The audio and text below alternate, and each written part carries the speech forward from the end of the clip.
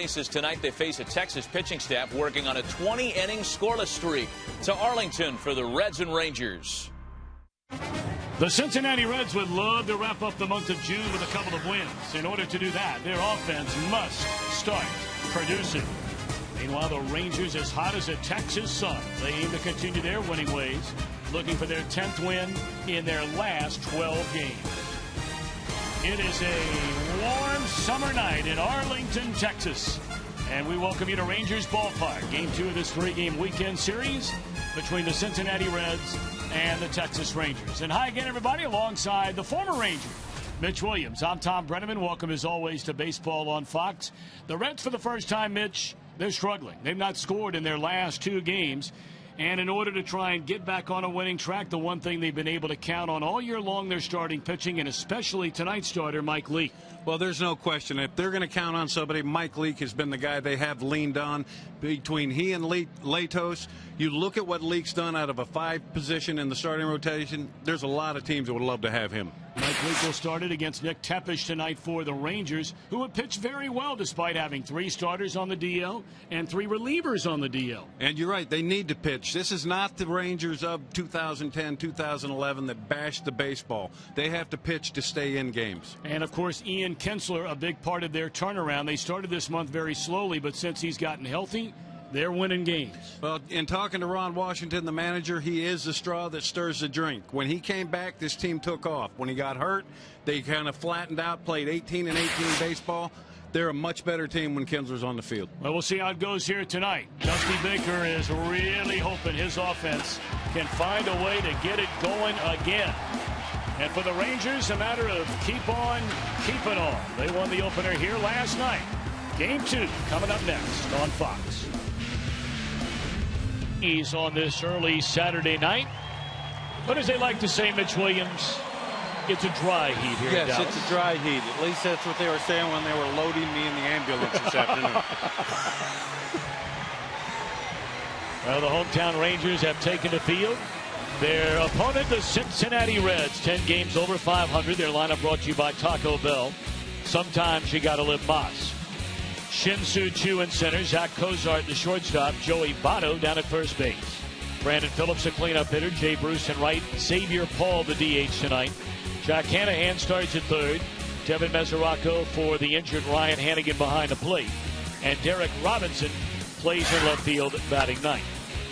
Our opening pitch tonight brought to you by Budweiser. From May to July, buying Budweiser benefits military families. 24-year-old native of Kansas City, Missouri, only in his 3rd year of professional baseball, is right-hander Nick Tepesch. And this kid, he's going to have to go out there tonight and continue what the Rangers have been doing lately.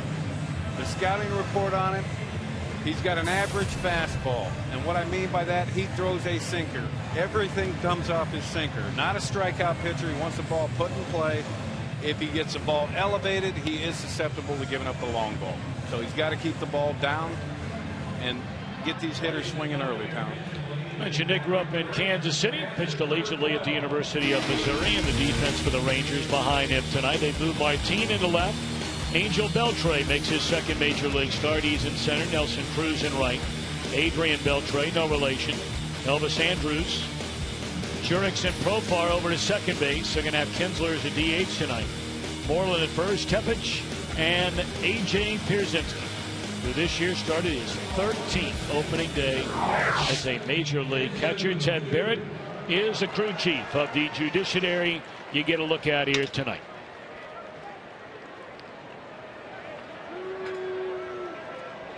Shin-Soo Choo will lead things off in his first season as a Red. Came over during the off year in a 3-team deal involving Cleveland, where he left, Cincinnati, of course, and the trade also involved Arizona. First pitch swinging, fly ball left center. A long way for Beltre, and he will watch it go. On the first pitch of the game, Choo plays long ball, 1-0 Cincinnati, and that scoreless streak going back over 2.5 games has come to an end. And that speaks directly to what I was talking about in the scouting report. He got a sinker that was elevated, and Choo did not let him get ahead in the count. He jumped the first thing he could get up in the zone.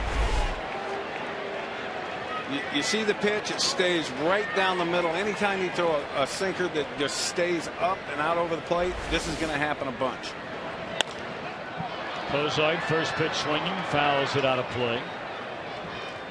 Anytime you're sporting a fastball anywhere between 88 and 92, you better be locating and locating well, or you're going to get hit hard.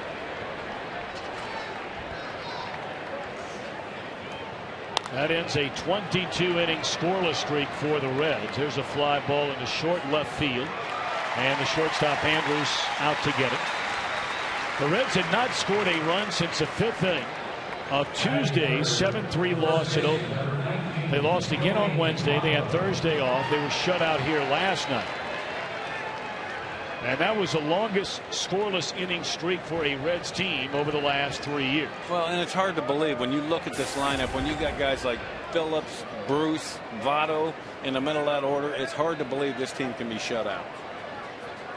It also should be noted, as Joey Votto looks at a strike, that ends a scoreless shutout streak for these Rangers.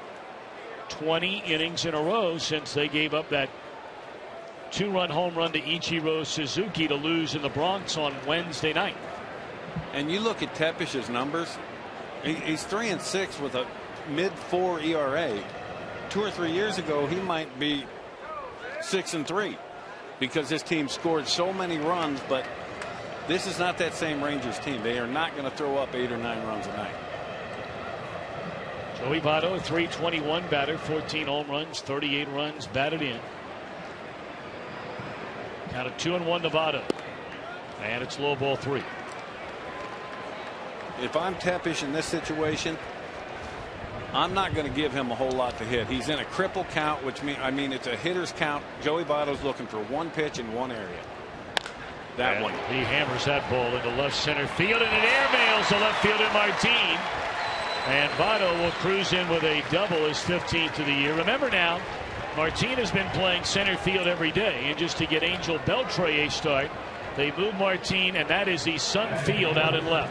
Well, and you could tell by his route there, Tom, he kind of cut straight across the outfield rather than taking an angle. See how he's running straight across, then takes the angle?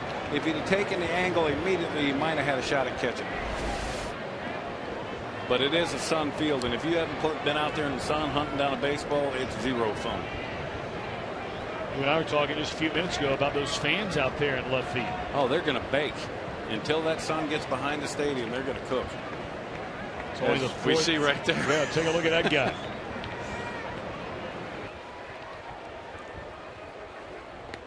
Breaking ball low to Brandon Phillips. It's only the 4th career start for Martin as a left fielder. Well, and the RBI leader on this team, Brandon Phillips, speaking with him early in the year, getting into the 4-hole in a spot where he has to produce. He talked to a bunch of guys like Miguel Cabrera, guys like that are expected to produce runs, and he's looking for pitches that are elevated in the zone with guys in scoring position. The Reds 1 for their last 27, 0 for their last 16, and on this road trip 4 for 48 with runners in scoring position. I mean, that has been public enemy number 1, and a big reason why they're not getting that production is because Phillips, who leads the team, as you mentioned, in RBIs, on the first day of this month was hit on the left forearm in Pittsburgh with a fastball. It forced him to miss 4 games, and this is a guy who never misses games. No. And since coming back into the lineup, Phillips has barely been a 150 batter. Breaking ball away, 2-2. This was a pitch back on June the 1st. Right on the left forearm. I mean, that's about as hard as you can get hit right there. And you look at him, and I don't care. You're going to be a little apprehensive when you get up in there. He kind of pulled off that pitch he fouled back. If he goes to it, he's got a chance of hitting it hard into the gap in right center. Phillips is in the cleanup spot because on opening day of this season, the Reds cleanup hitter Ryan Ludwig, long-time, very, very rock-solid major league everyday player for many years with the Cardinals. Last year, an outstanding year, his first as a Red. tore up his shoulder sliding into third base. They've not had it all year long, and they're wondering if they're going to have it. Well, he did it on a head first slide, which I hate. I would rather see guys go in feet first. Let it profile. We'll throw out Phillips with Votto on the third, 2 out. I think that head first slide, which is made famous by Pete Rose, I think people think that if you don't go head first, you're not hustling. Well, that's not the case at all. I think you're playing the game the right way if you slide feet first. You're not supposed to be the one taking the punishment if you're the runner. Go in feet first. Make that guy with the glove in his hand feel the ball knowing that there's a set of feet coming to him. Jay Bruce, 18 home runs. That's a team best. 55 runs batted in, second only to Phillips. And a left-handed batting native Texan who grew up outside of Houston, Texas, looks at a strike. This is a situation, if I'm Tepish, I'm going to be extremely careful right here because this is not a good matchup for him. Off speed, low and away to even the count. Well, Bruce got off to a very slow start, only 1 home run in his first 34. Look what he's done in his last 45. Well, it seems like every night he's on a highlight reel hitting a homer. He's been extremely hot, and that's why I said I don't think this is a good matchup right here for Tepish. And you see he's staying soft and softer. I'll be surprised if he throws in anything that's got any sink to it and risk taking the chance that he starts it in and lets it come back over the plate.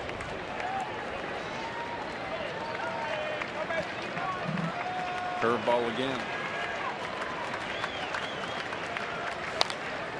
Hooked into right field, and Cruz will get it to end the inning. First pitch of the night. Shin-Soo Choo plays long ball. 1-0 Cincinnati.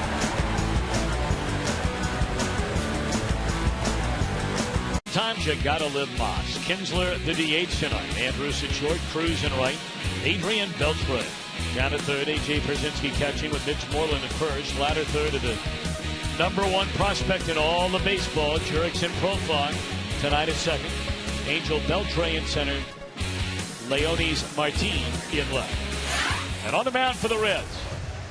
Went straight from college right to the major leagues when the Reds made him their #1 pick 4 years ago.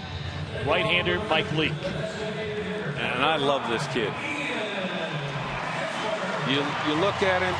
The scouting report on him, he's not going to overpower you. He locates everything very well.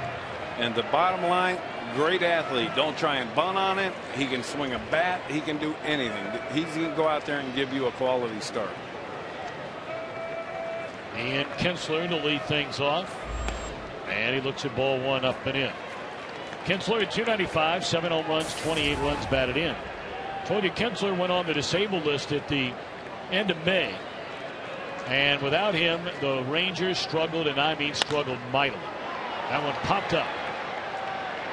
Cozart, the shortstop, in fair ground, makes the grab, 1 out. But ever since Kinsler has come back, the Rangers have taken off. It all began while they were playing through a 6-game losing streak. They were coming home to play the Oakland Athletics. They won 3 out of 4, and they've kept on rolling against very good competition. Well, yeah, they went down and swept St. Louis. They played extremely well, like you said, against Oakland.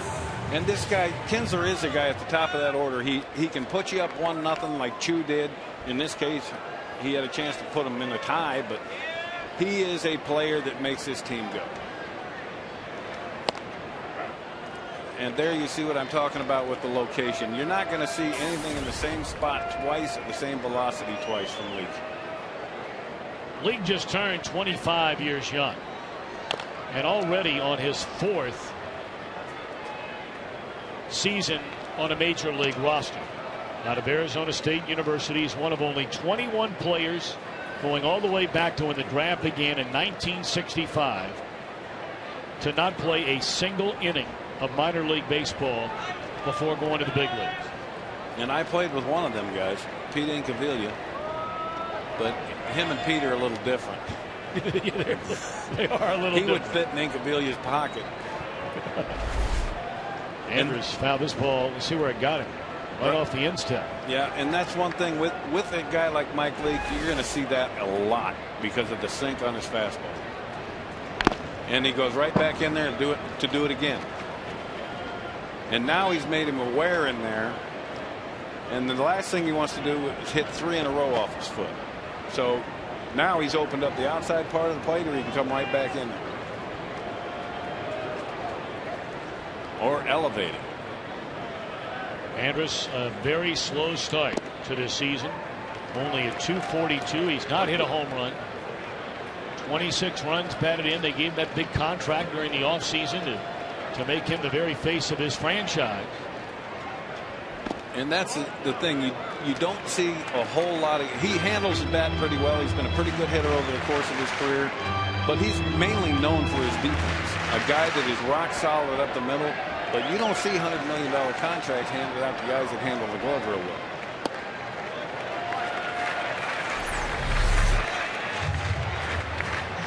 Not a bad start to the season for Andrus.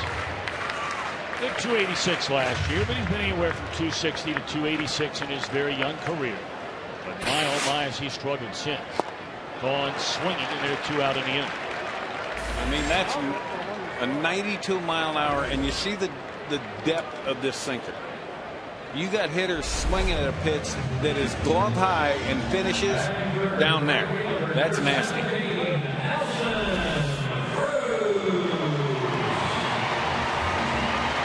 Nelson Cruz, team leader in home runs, 20 of those, 58 runs batted in. And the Rangers are wanting to do to Leake exactly what the Reds want to do to Tepesh. They want him to elevate that sinker. And Cruz might not see another pitch that good in this entire at bat. Leake, a very quick worker. As Mitch mentioned earlier, he is a marvelous athlete. I mean, he wasn't some guy at Arizona State that they'd run out every Friday night to begin a series against somebody. The games he wasn't on the mound, he was playing in the field and was one of the best hitters on the team. A very good Arizona State team. Well, and a lot of guys get pigeonholed as, oh, he's a pitcher, he's not an athlete. I played with a lot of pitchers that were tremendous athletes, and this is definitely one of them.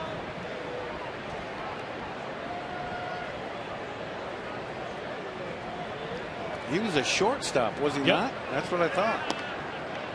And that pitch just missed. A cutter on the outside half. Played on the same Arizona State team as New York Met first baseman Ike Davis. And you see how that pitch, it's a pretty good job by Cruz laying off that pitch. 2-2 delivery. And that one off the inside corner. So 2 batters in a row now where Leake has gotten ahead of the ball in 2 strikes and has wound up running the count full. Well, and these Ranger hitters know he's going to work down and stay down. He doesn't miss up very often. If he can go up with a 4-seamer in the middle of the plate, he can get him to swing through that. Or throw that cutter. That's just filthy right there. 1-2-3. It begins for Mike Leake. We go to the second in Arlington with the Reds in front 1-0. Tonight's game presented by Ace Hardware, sponsored by Ford. Only Ford gives you EcoBoost fuel economy and a whole lot more. And by Taco Bell. Sometimes you gotta live Moss. Good crowd on hand tonight. A little earlier starting time, Central Time, 6 o'clock. Let's take a look at our Ford keys to the game tonight, Mr. Williams.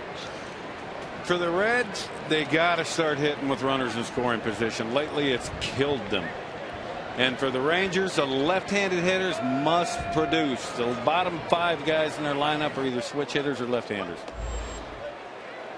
Xavier Paul followed by Jack Hanahan and Devin Mesoraco against Nick Tepesh. 24-year-old right-hander. Here in Cincinnati's second inning, the Reds lead 1-0. And Paul fooled on the breaking ball, and it's 1-1. Can't believe they had to check that right there. He went all the way around on it. Really good breaking ball from Tepesh there. Yeah, I think that's a swing. Paul, one of 3 players trying to fill that void after the injury to Ryan Ludwig out in left field. And really, the overall numbers have not been that bad. The Reds left fielders among all National League teams from the left field position, the 5th most RBIs, but it's that presence in the lineup that Ludwig gave him. Absolutely. You're talking about Brandon Phillips getting more pitches to hit due to the fact that Ludwig would be hitting behind him. People don't understand when you take a big piece out of the middle of your order, how it has a trickle-down effect. You take Joey Votto out of there, then the second hole hitter's not going to get pitches to hit. The guy, Jake Bruce, if he's not behind Votto, Votto's not going to get pitches to hit. It's an intricate game of chess is what it is. 3-1 on Xavier Paul. Rolled over foul. And these are the counts that Tepesh has got to stay out of. He has to stay out of hitters' counts. 2-0, 3-1. Because he just can't stand out there and pump balls in the middle of the plate or he's going to get hit all over the place. Yeah, Ron Washington used the term, and Mitch, you can describe this for those that maybe are not familiar with it. First a 3-2. And Vaughn swinging his ball. He said that this guy has good pitchability. And that's a demonstration of the pitchability Wash was talking about. He's behind in the count, 3-1. He gets him to pull a ball foul, and then throws a breaking ball down and in to get a left-hander to swing through it. That's what he's talking about, pitchability. He has the pitches to be at this level. Now he has to execute. I mean, it's really been feast or famine for this young man. His last start threw the ball very, very well. That was a game delayed by 3 hours in St. Louis last Sunday night. Got locked up with Adam Wainwright. Tepesh threw the ball quite well. 5 2/3, allowed only 1 run, but the 3 starts prior to that, he had given up 6, 5, and 6. Yeah, and you look at him, and then you look at Grimm, who's got 7 wins, and his ERA is over 5. He's pitching on the wrong day because the Ranger obviously is scoring when Grimm's pitching. This kid's got a 4.5 ERA, and as I said in the open 2 years ago, that's a lot of wins. 1-2 on Jack Hanahan. And this is where he has to work all day long. He's got to throw strike 1 and be ahead. Now he can get these hitters on the defensive and chase the sinker out of the zone or the slider out of the zone. 1-2 to Hanahan, and barely got a piece of that. He is filling in for the Reds' regular third baseman, Todd Frazier. And Tepesh kind of humped up on that one. That was 94 miles an hour.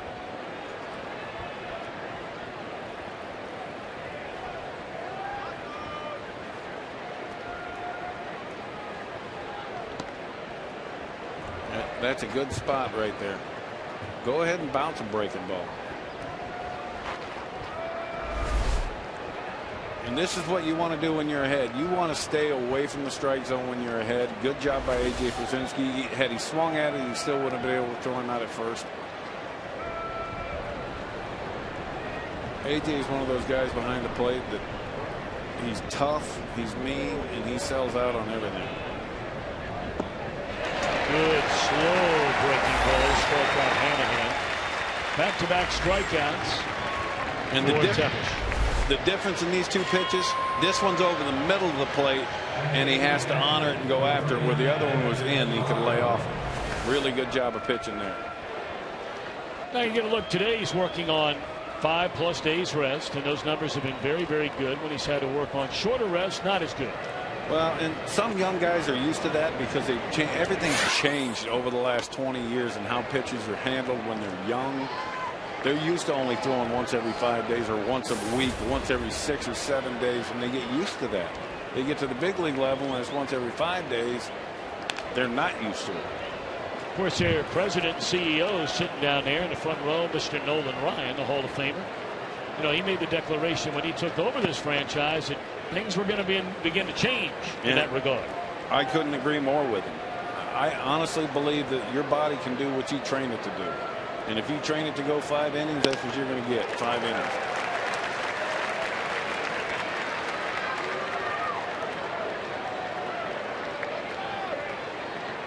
One and 2 to Devin Mesoraco.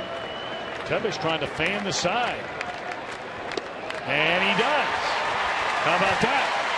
Really good breaking ball. 2 breaking balls in a row to the last hitters. Outstanding.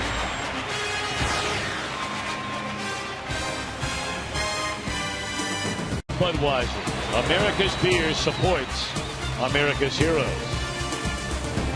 Now, which one of those saddles would have been yours here, Mitch Williams? You're a Texas guy. Yeah, I would use the one on the left there because the saddle horn's a little bigger, and we'd put a little inner tube around it and go team roping. Bottom of the second inning. Adrian Beltre, Jay Pierzynski, Mitch Moreland against Reds right-hander Mike Leake, who put him down in order in the first. Reds got a home run the first pitch of the game from Shin-Soo Choo, and that's the game's only run so far. And again, Leake's working ahead in the count.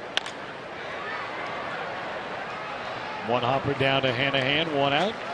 Well, your good buddy is hanging out. Back at the MLB Network studios, that would be Matt Vasgersian. Let's check in with our buddy for a game break.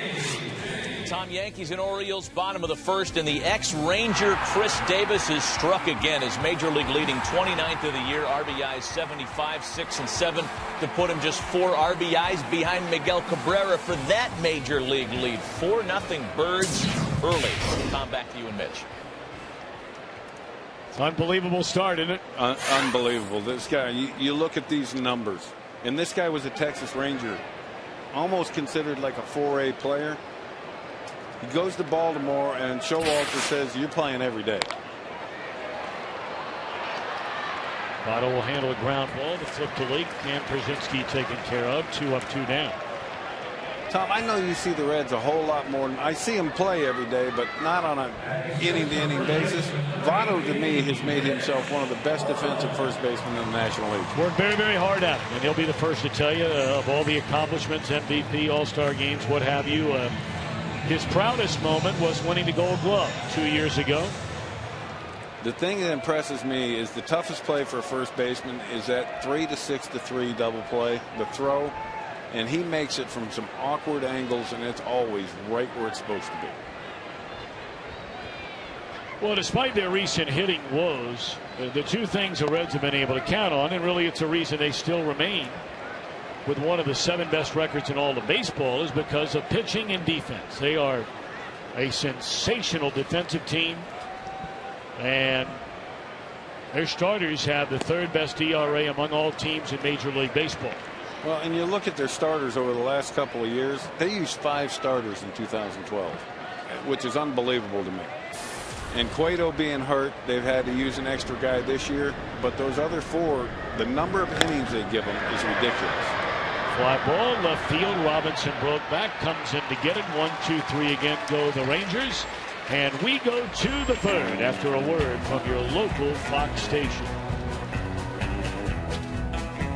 Baseball Night in America is presented by Ace Hardware, and we welcome you back to Rangers Ballpark, Arlington, Texas. End of 2. Cincinnati with a 1-0 lead over the Rangers on a home run. The very first pitch thrown by Nick Tepesch tonight. A home run off the bat of Shin-Soo Choo, due up second behind Derek Robinson, and then Zach Cozart here in the Cincinnati 3rd inning.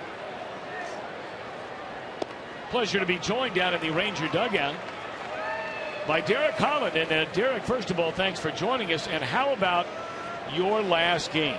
A complete game shutout against the Yankees in New York, 2-hitter. A Ranger has not thrown a shutout in the Bronx since a guy named Kevin Brown. You remember watching Kevin Brown pitch?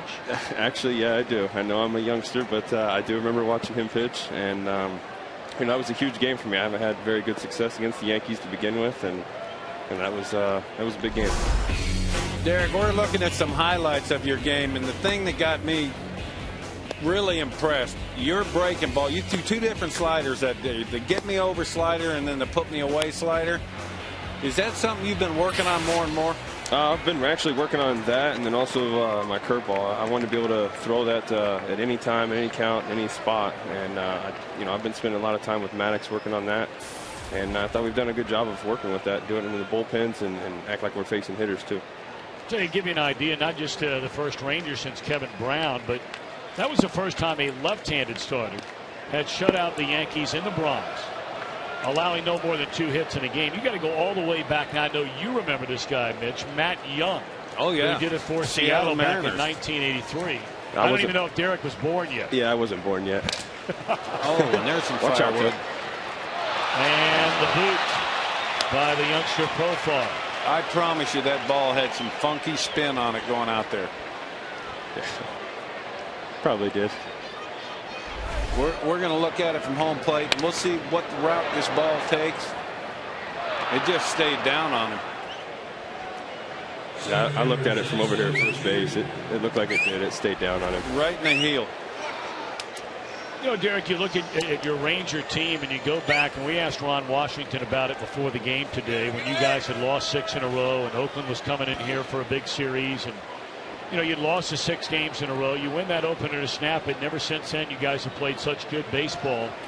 But Ron felt like that team meeting, he wouldn't give himself any credit, but he felt like he just needed to let you guys know that you're the Texas Rangers, a team that's been in the playoffs 3 straight years. You've been a part of all of those teams. You think that's a fair assessment? Yeah, I agree. I mean, I feel like overall, I thought, you know, with everybody from pitching to hitting to everything, we were trying to overdo everything, just trying to do more than what we were capable of, just getting out there and not just sticking to what we've been doing the whole time and letting guys do their part with, you know, if you hit the home run, hit the home run. If you get the small ball into the small ball. But I felt like we just kind of did a little more than what we should have been doing.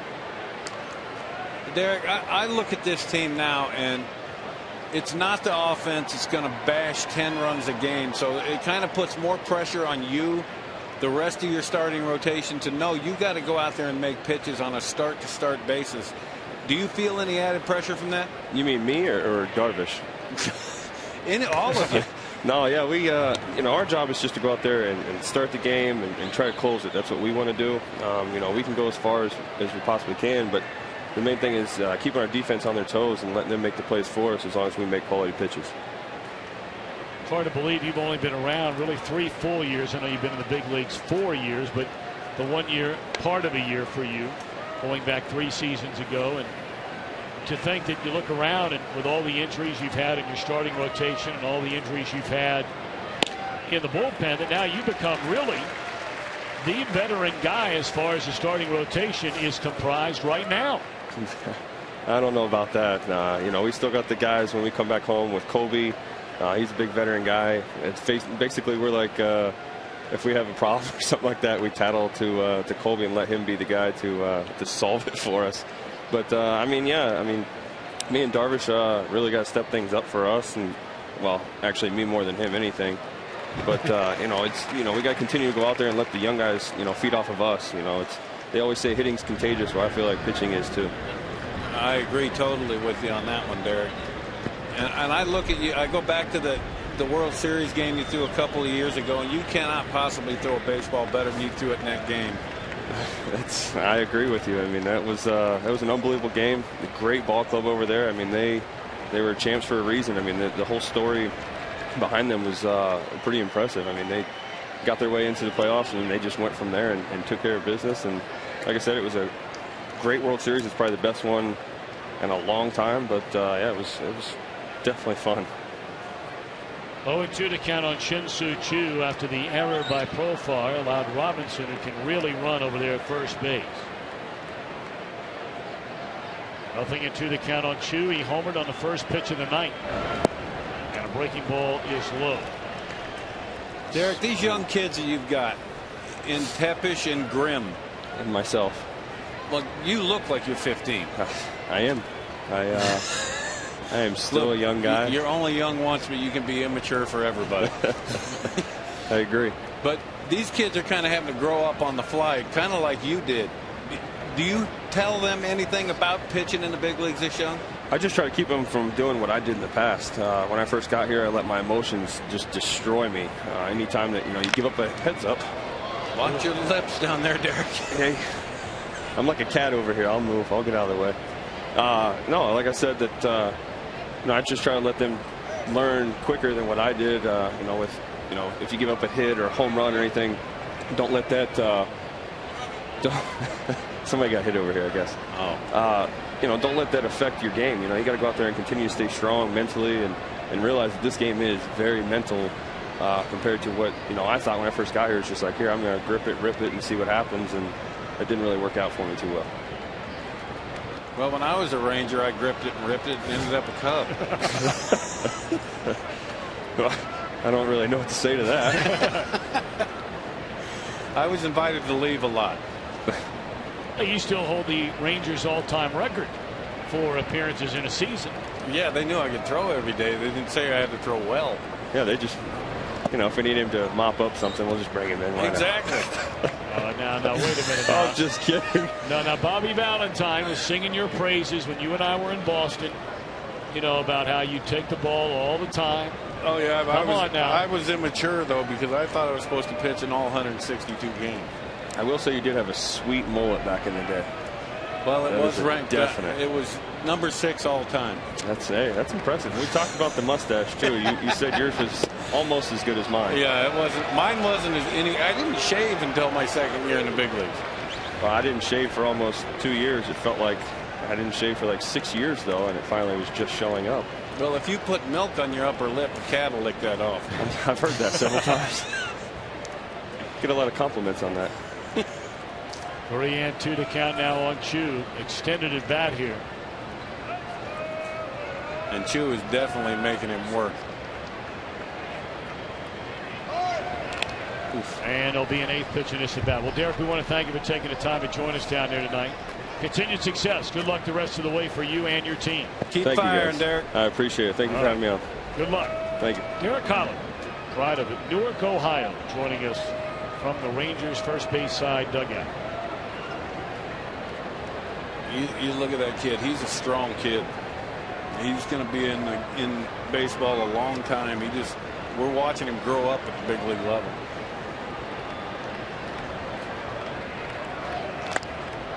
Another foul ball out of play. There will be an 8th pitch in this at bat.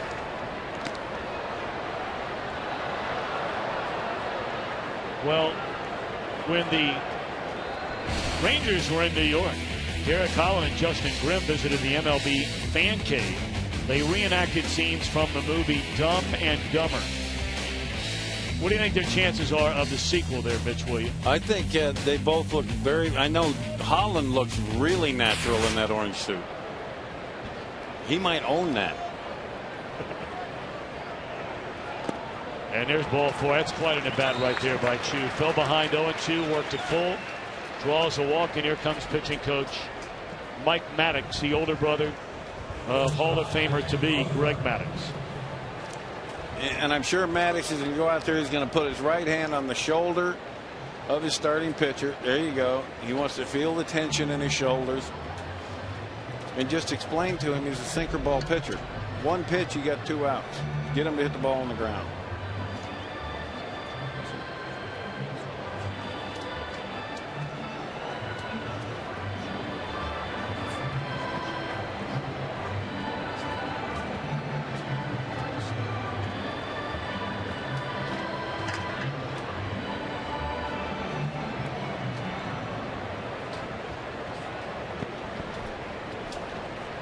And this is the look right here. The look on Tepish's face. He doesn't want to give anything away to the hitters. Don't let them think you're struggling. Get your sign, bear down, and make the pitch you need to make.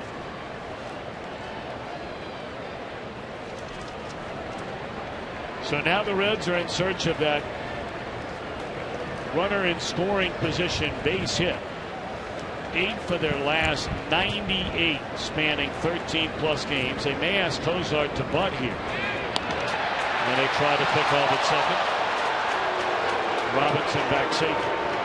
Now, if I'm Dusty in this situation, struggling the way they've been struggling with runners, as we look at the replay here, quick feet by Tepish, and you see Robinson beats a throw. But if I'm Dusty and they're struggling the way they've been struggling, Tom, you got your 2-hole hitter up. Put them in motion, hit and run. Take the decision whether or not the hitter's swinging out of his hands and make him just concentrate on putting the ball in play. That can get a hitter out of a funk quicker than anything. Well, the Rangers believe he's up there to bunt. And he puts it down perfectly. You can't roll it out there any better than that. Nope. And I will be shocked if Joey Votto sees anything he can reach here. This is a perfectly executed bunt. When the pitcher has to come that far in to get it, he has no chance at the guy at third. He has to take the out at first. Well, A.J. Pierzynski looking into the dugout, wanting to know how they want to handle Votto, and this is a no-brainer. Yeah. He already hit one about 1,000 miles an hour into left field in his first at bat.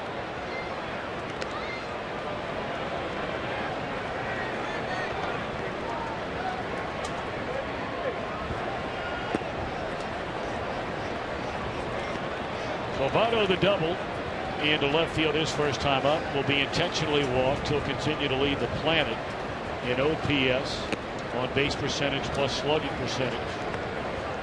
I hated doing this, Tom. The intentional walk. I always told my manager, give me a chance, I'll probably walk him anyway. Let's go to Matt Vasgersian back at the MLB Network studios for a game break. Tom, Brewers and Bucks. Pedro Alvarez has hit one of the 2 home runs at PNC Park that made it all the way to the Allegheny River without a bounce, and he almost did it again moments ago. He'll settle with extending his hitting streak to 12. Pirates trying to extend their winning streak to the longest in a decade, looking for their 8th in a row. Back to you guys in Arlington. Boy, that team is absolutely rolling, Matt Vasgersian. Won 7 in a row. They've gone into first place in the Central. They're 19 games over 500 for the first time since they last had a winning season in 1992. Well, had that ball made it to the Allegheny, it might have knocked someone off that boat. Brandon Phillips 6 of 8 with the bases loaded this year, and he'll look at a strike. And if I'm Tepish, that's the last fastball he's going to see in this AB. He got ahead with it. He made a quality first pitch on the outer third. Don't give him another fastball.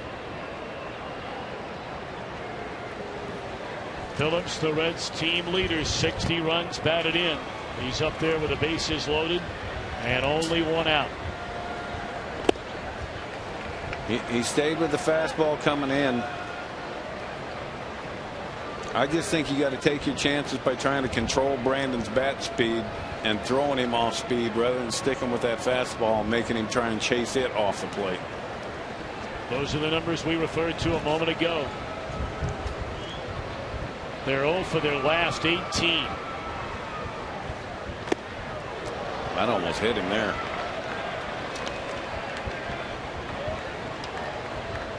I'll be surprised. We're going to look at this pitch again. It looked like it almost got him, just missed his thigh.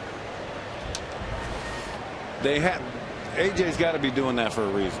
They got to be trying to get him out of the way. They've tried to come in the last 2 pitches. If they're going first sign, he's going sinker again. Into right center field, a sinking liner will fall in a base hit. That will plate Robinson, and the Reds still have the bases loaded. Phillips RBI number 61 and a 2-0 lead.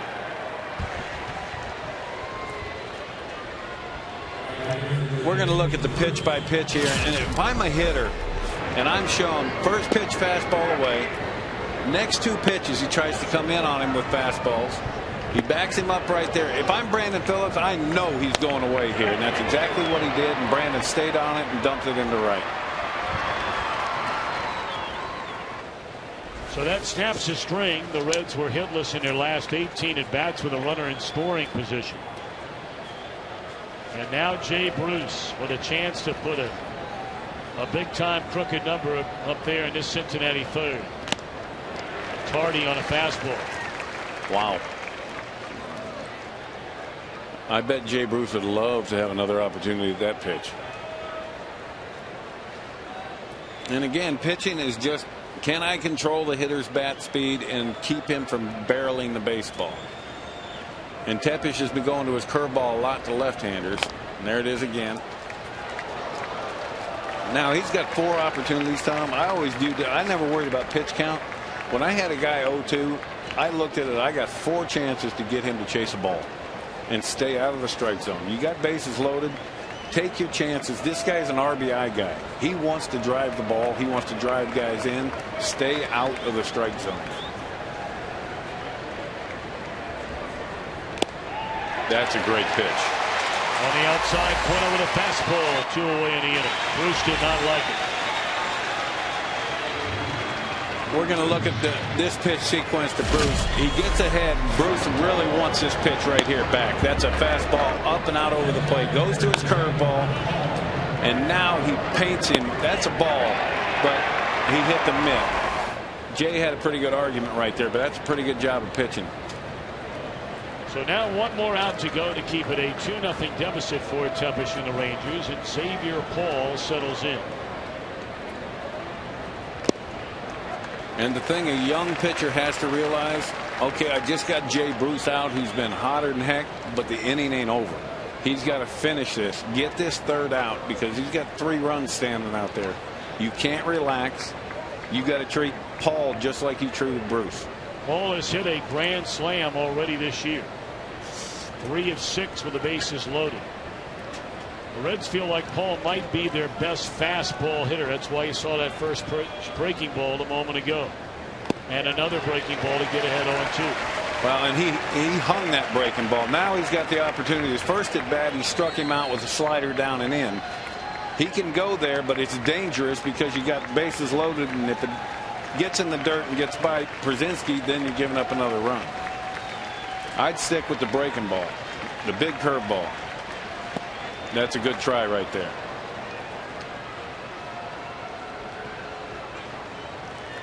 If I'm Xavier Paul, I'm thinking I'm getting nothing but breaking balls in this at bat. This is a really good opportunity for Tepish to throw the same fastball here that he threw to Bruce. Something on the outer third down.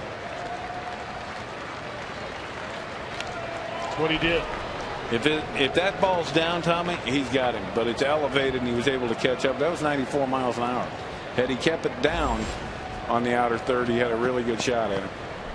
See, it's been a lengthy third inning here, starting with an error by Profile, which made the run in this inning, incidentally, an unearned run. He should be out of the inning, but he's not. The 1-2 pitch. There it is. Same pitch he struck out Bruce. Yep. The Reds with the reason to smile after the base hit from Brandon Phillips. Erickson Profile making his way to the plate. He's been up for a little more than a month.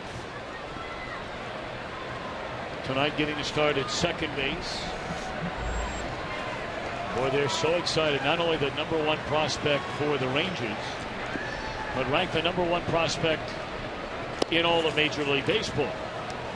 That's on the field. What about off the field? 3 things you need to know about him. Grew up in Curacao. Andrew Jones grew up there. He played in the Little League World Series in 2004. Like many from Curacao, speaks multiple languages, 4 of them, and idolizes the man he, I guess, conceivably could ultimately replace, although Ron Washington made it very clear today that ain't happening this year. No, and not for a while anyway. Andrews just signed that long-term deal, but this guy is just an athlete. They've worked him in the outfield. He can play anywhere on the infield. There's just no room for him on the infield right now that Kinsler's back, but they want to get this kid at the plate with a bat in his hand. In the air, left field, Robinson in the left center. Profar got to start at shortstop here last night, and perhaps a foreshadow of things to come in his career. I mean, look at the arm strength here, Tom. And having the wherewithal to bounce that ball. Had he tried to throw it in the air, he's not getting him. And then this play. The ability to make that play and get to his feet and make a strong throw. There's not a lot of guys in the league that can make that play. 7 in a row retired by Mike Leake to begin the game.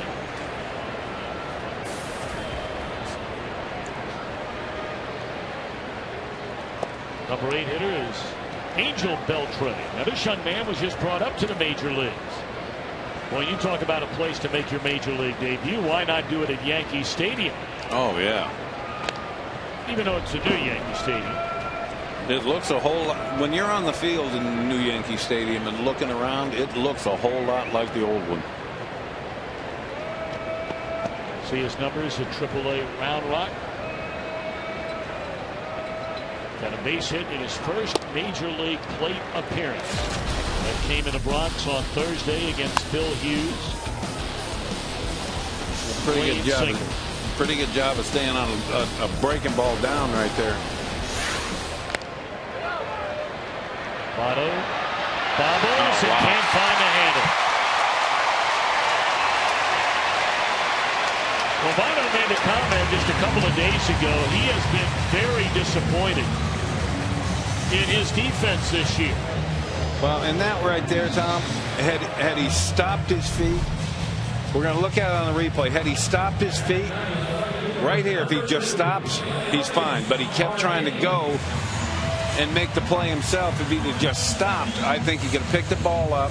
The one thing you don't want to do when the ball's on the ground, you do not want to try and use your glove. You see him go after it with his bare hand, but it's still hopping.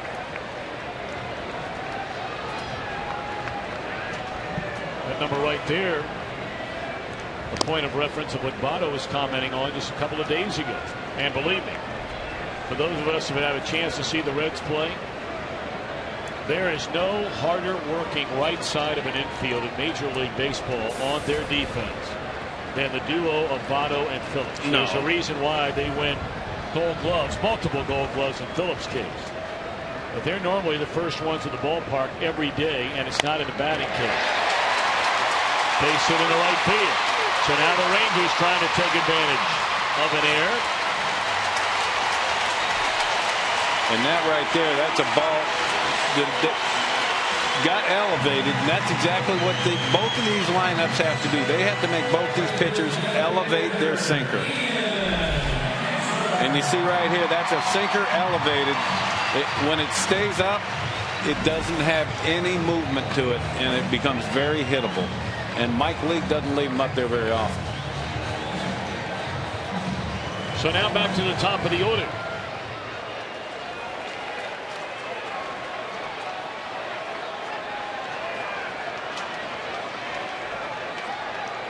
Ian Kinsler popped up to the shortstop, Zach Kozart, his first time up. And right here, this is where Lee needs to work. Stay down, get him to hit the ball on the ground, because the fly balls are run. Kind of ran off and left a breaking ball right there.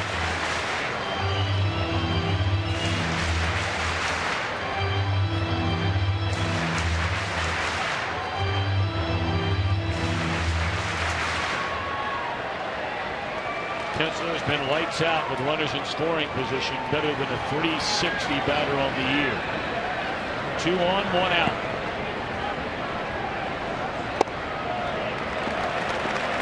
And I really think in this situation, you got Kinsler up. Mike Leake is not going to give in here. He knows he's got Andrus, who's struggling, standing in the on-deck circle. If I'm Leake, I'm going to take my chances with Andrus rather than with Kinsler. And you've seen him throw him a breaking ball way up and out of the zone, another breaking ball way off the plate. I just don't think Kinsler's going to see a lot to hit in this at bat.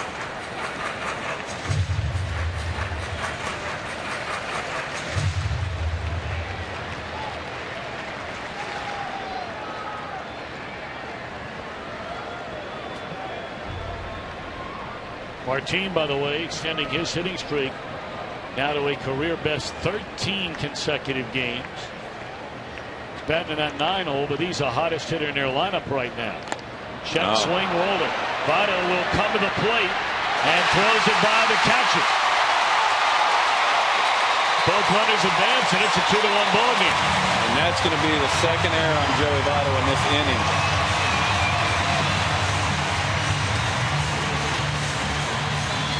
I know that ball was bringing him towards the plate, but I don't really think he had a play there.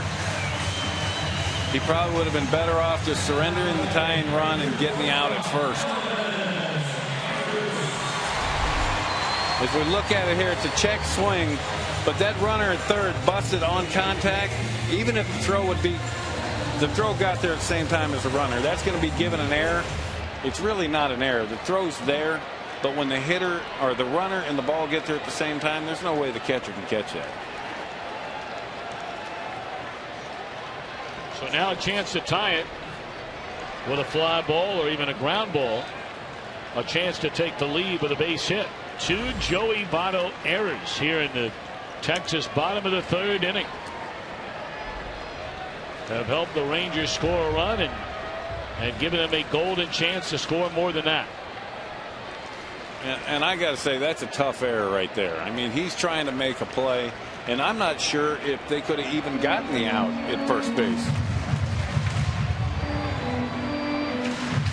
As we look at Joey, there's no one that feels worse than him right now.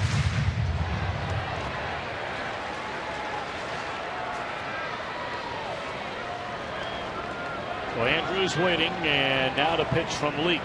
First pitch breaking ball inside, 1-0.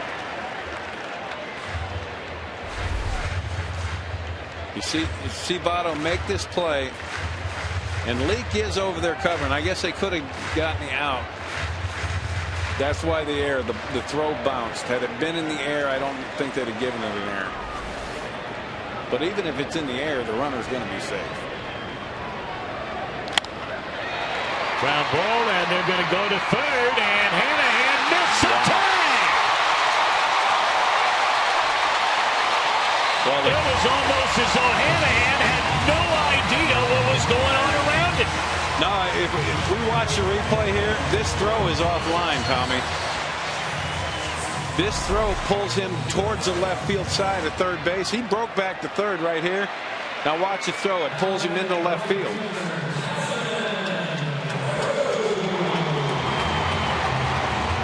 Cozart did a really good job of getting around that ball, but the throw pulls him down the line almost into the umpire, and he's able to sneak in there. Kinsler's able to sneak in there. Well, all of a sudden, we were talking a moment ago about how this Cincinnati defense has been lights out for the better part of 3 years, and yet they've committed 3 errors in this inning alone. That'll be an error on the shortstop, Cozart.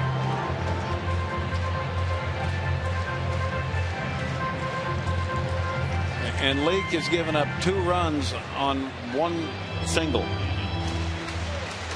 But this is a kid that does not let what happens behind him affect what he does with the ball in his hand. Well, they're on the corners.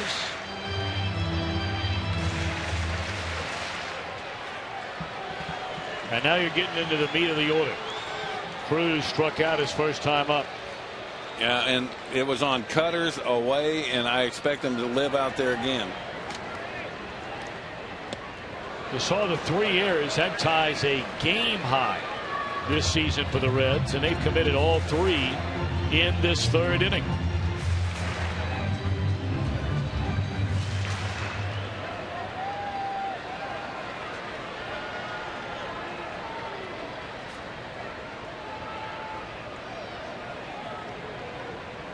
Well, he needs a ground ball double play right here. 1-1 to Nelson Cruz.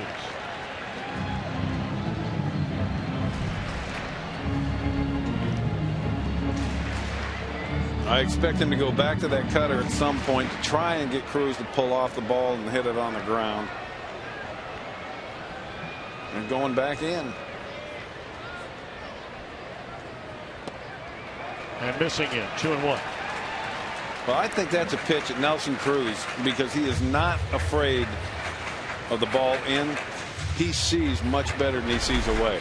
You watch how he spits on this pitch inside. He's on the plate.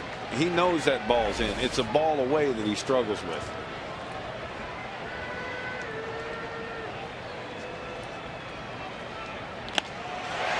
That ball shot into left center field, caught by Robinson. Tagging and scoring the 3rd run of this inning is Kensler, and the Rangers have their first lead of the night.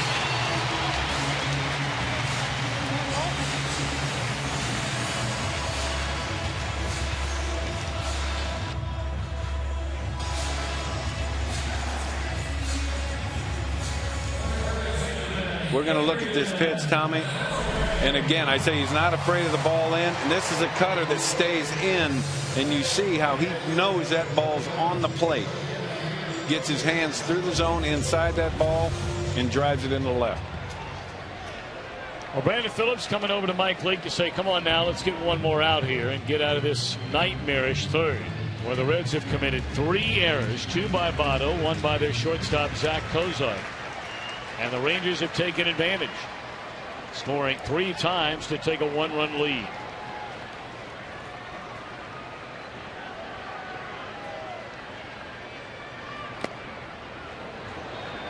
And they thought they were going to be running right there. Andrews has 17 steals in 20 attempts. this is not a bad place to start a runner. If he does get thrown out, then you got Beltre leading off an inning. So it's not a bad spot for Andrews to run. Adrian Beltre fouls it off out of play. Well, what a career it has been for Adrian Beltre. You want to talk about someone fun to watch play third base, Tom? You're right. The game last night, unbelievable by this guy. Seems to get better and better every year. Right now nursing a very, very tender hamstring. Continues to make plays, get base hits. This one straight up in the air. Kozak to end the inning. But an ugly inning for Votto and the Reds. 2 errors by Votto, and the Rangers celebrate, scoring 3. Third card to Major League Baseball since 1997. And by Chevrolet, find new roads. Well, the Rangers take advantage of 3 Cincinnati errors and score 3 times in the bottom of the 3rd inning. So for the first time tonight, 24-year-old Nick Tepesch will get the ball with a lead. Speaking of being an early 20s guy, that would be Matt Latos. Difference between Matt Latos and Nick Tepesch. Matt Latos, you've already been in the major leagues for over 4 years, making well over 150 major league starts. When you look at a guy across the diamond who's 24 and really just getting going in his career, anything come to mind for you? A lot of things. You know, a guy who's, I mean, he's pitching real well for them. His curveball looked really good. I've been inside for most of the game doing the chart, but yeah, I just brings back memories being young. I mean, it's an adrenaline rush, you know, being so young, being up in the big leagues and having a stacked crowd, and it's just fun, something you always dream about. He just struck out Hanahan to begin the Cincinnati 4th inning. Well, Matt, there probably isn't too many guys in the league today that are more competitive than you, and you kind of wear your emotions on your sleeve, which I love because I like the competitiveness. When you were 24, did you have a whole lot harder time tempering that than you do now? Yeah. You know, you mature with age. It's just it's a process of life, I guess. This year, it's one of my biggest things I've been trying to work on is just making sure that I keep my emotions in check. You know, it seems that every time my emotions get to me on the mound, a big run or a big inning always seems to happen. So keep it in check, keep the ball club in the game, and keep it close. And we have the offense. We have the offense to win ball games.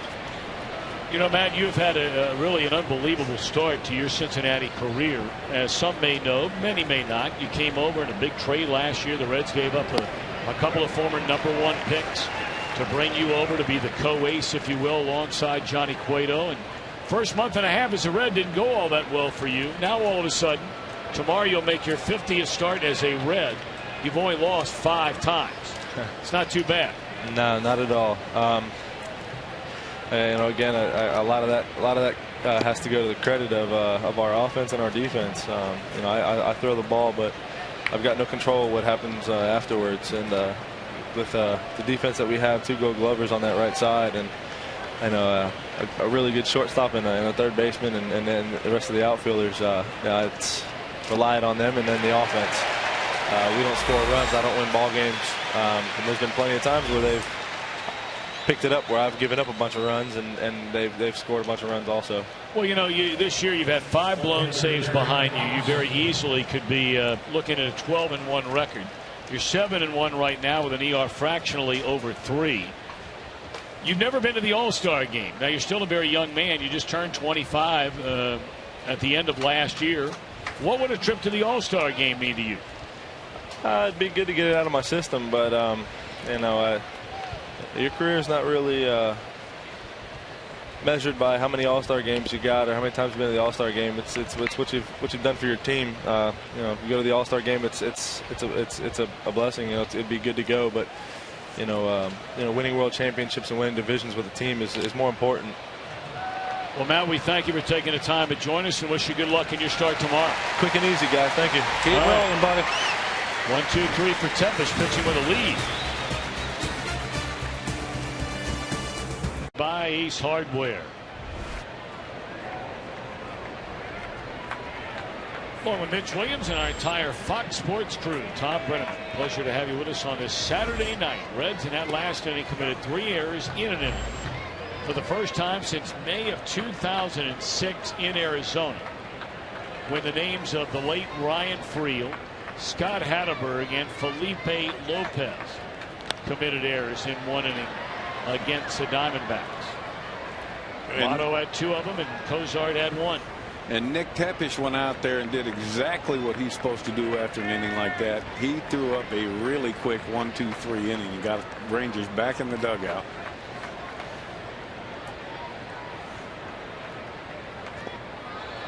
Swing and a miss by Pierzynski, and he'll be out number 1 here in the bottom of the 4th inning. And let's go around the ballpark. Take a look at the Fox Sports 1 fan cam. Fans who are excited about America's new sports network, Fox Sports 1.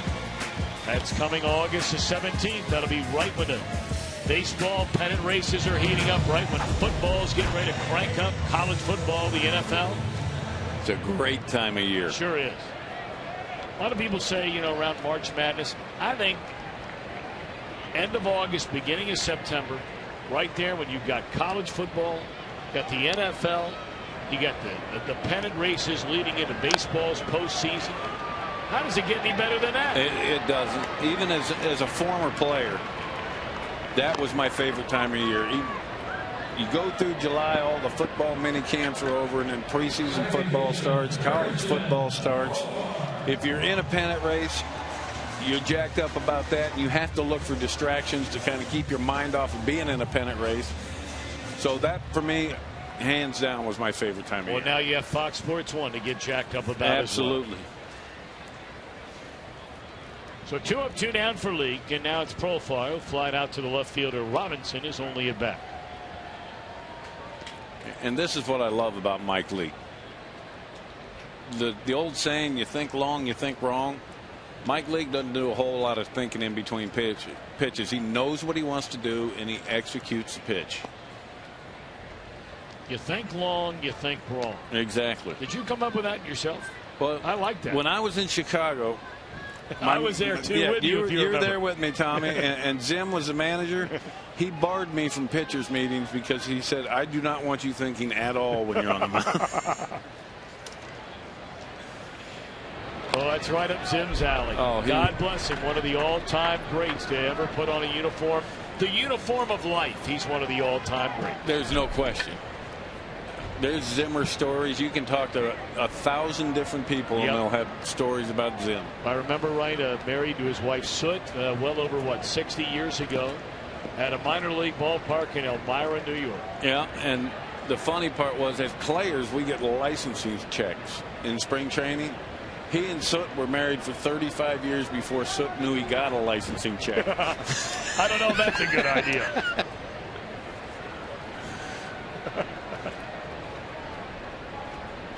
One and 2 to count. Of course, Don Zimmer has Cincinnati ties. Born and raised, went to Western Hills High School along with your general manager there, his boss at the time, Jim Fry. Yeah. Same high school that produced Peter Edward Rose. Western Hills High School in Cincinnati. Eddie Brinkman also came out of there. Now, what was the high school that produced the Griffeys? Griffey's and Barry Larkin, and Buddy Bell, another former Moeller? Ranger. Moeller. They just recently won their second straight Division I high school state baseball championship, won the football state championship. And Larkin's son just went in the first round of the NBA draft. He did. And again, you see, anytime you got a pitcher that sinks the ball into a right-hander and cuts it into a left-hander, you see them beat the ball off their shins, their feet. It's no fun. That hurts. And he's going with the sinker, going to try and move it back in, and he did. Well, that right there, he froze him. That's an old Greg Maddux pitch right there. Top of the order coming up for the Reds. They're down to these Rangers with Choo homered earlier to start it. 3-2 Texas. Back at the ballpark in Arlington, 3-2 Rangers in front of the Reds. Top of the order for Cincinnati. And this means a third time through the order for Nick Tepish. Now, This is where this young man has had his problems. Opponents have hit over 400 against Tepish the third time through the batting order. Well, if you get a big league hitter out one way, you better start changing it up. Choo trying to bunt his way on, and that is a foul ball. And for Tepish, he didn't really get a chance to figure out how to pitch Choo, because the first pitch he hit over the wall. And he saw a ton of pitches in the second at bat. You just have to keep changing how you go at these guys. If you fall into patterns, believe me, they pick it up. I found it very interesting in our conversation with Dusty Baker today, talking about catchers and how you can read so much about, as a batter, you know, how a catcher likes to call a game and how you can almost get a better scouting report oftentimes from them than you can from actually the guy you're facing who's standing on the mound. Absolutely, because a catcher is going to put down the sign and sit in a location he wants. Pitchers ain't perfect. They're going to miss. But you know what they're trying to do to you based on what the catcher is calling and how he's setting up. Fastball up and in, 1-2 to Choo. With me, it was a little different. It was forward was good, and if I can catch it, it's even better. Everybody knew I was going to throw a fastball, but no one, including myself, knew where it was going to go. 1-2 to count on Choo, to be followed by Cozart and Votto. And a fastball again up and in. Choo is homered and walked. Now I think he's got Choo set up here. He's gone up with that fastball. If he can backdoor a breaking ball and get him to quit on it, it would be a good pitch in the situation. He's going down. And right back up the middle and into center field. Choo on base for the third time in the game. Well, let's take a peek ahead to next week. Right here on Fox, Baseball Night in America. These Rangers will play host to the Astros. Justin Upton and the Braves will take on Ryan Howard and the Phillies. Some will see the Dodgers and Giants, the White Sox and the Rays, or the Mets and the Brewers.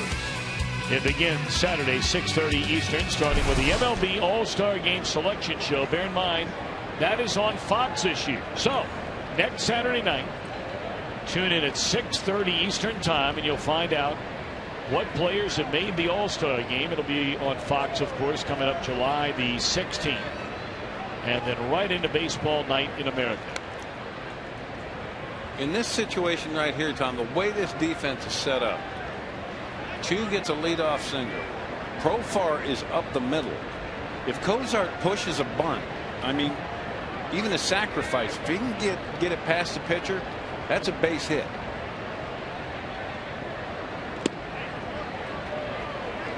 Cozart is popped to short and laid down a beautiful sacrifice, which led to a run back in the third inning. Look at how far up the middle they're pinched. If he can push a ball somewhere in this area right in here, that's a knock.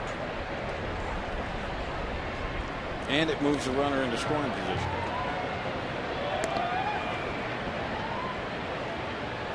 Well, the Reds have really become a team with very little aggression. They rarely ever steal a base. They rarely ever hit and run.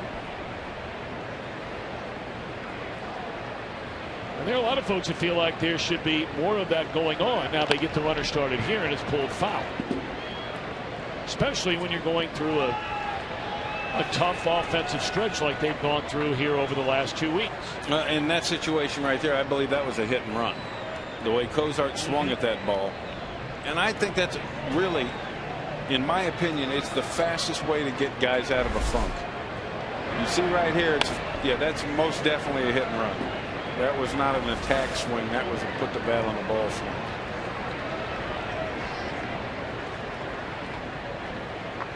One and one to Cozart.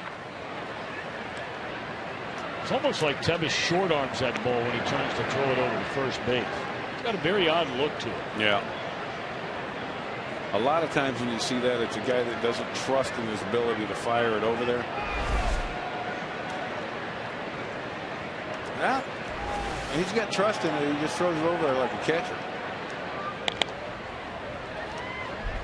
He's made some quality pitches in this last inning and a third, or The last inning, real quick, Choo made a good pitch too. Choo just put a good swing on it and put it back up the middle.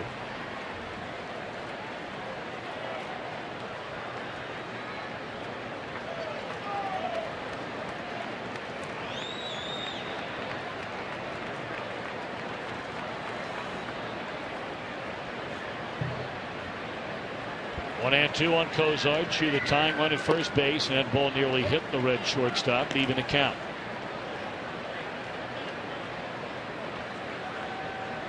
And Tepish has not shown that he's going to throw his curveball to right-handers. He's saving his curveball for left-handers and throwing his slider to right-handers. The curveball right here might not be a bad pitch to Cozart.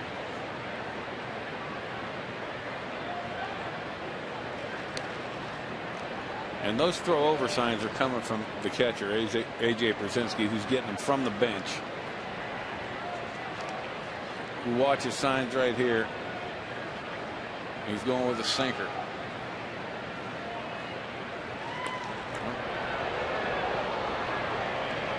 Okay, well,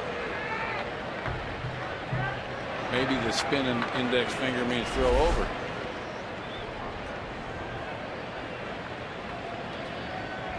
Real close over at first base.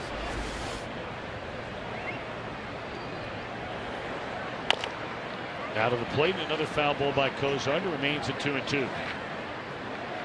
Cozart, a young man who's in his second full year as a Reds regular shortstop. Grew up in Tennessee. The Reds traded away one of their big-time prospects in that Shin-Soo Choo deal, the everyday shortstop now for the Arizona Diamondbacks, young D.D. Gregorius, who, like Jurix and Profar, grew up in Curacao. And he's an outstanding shortstop. Yes, he is. There'll be a lot of gold gloves in the future for Mr. D.D. Gregorius. Very similar builds, everything in those two kids.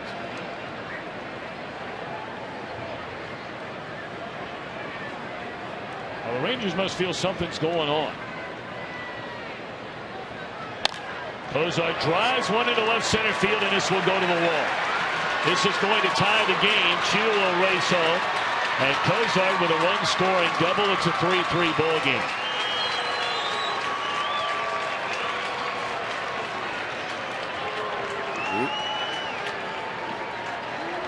Really good job of hitting right there by Cozart. And Choo read it off the bat extremely well. That's all part of being a good base runner, is recognizing the ball that's going to be down, the one that is going to be caught. It's amazing how many runs you leave on the bases with bad base running. Absolutely. It really is. People think base running is unimportant, that they couldn't be more wrong.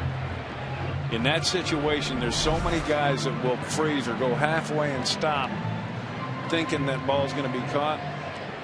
He recognized right away there was no way that ball was going to be caught, and he scored easily.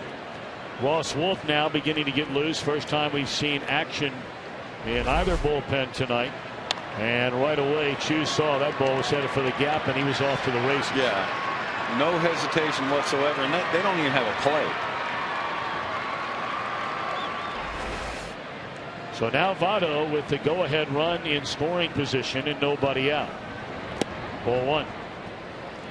Votto's doubled and been intentionally walked. And again, I'm not giving him anything to hit. Number one, he's a great hitter. Number two, he is really upset with himself about the two errors, and he's going to try and drive in more than he lets in. 2-0. And this is going to frustrate Joey even further because he knows they're not going to give him anything to hit.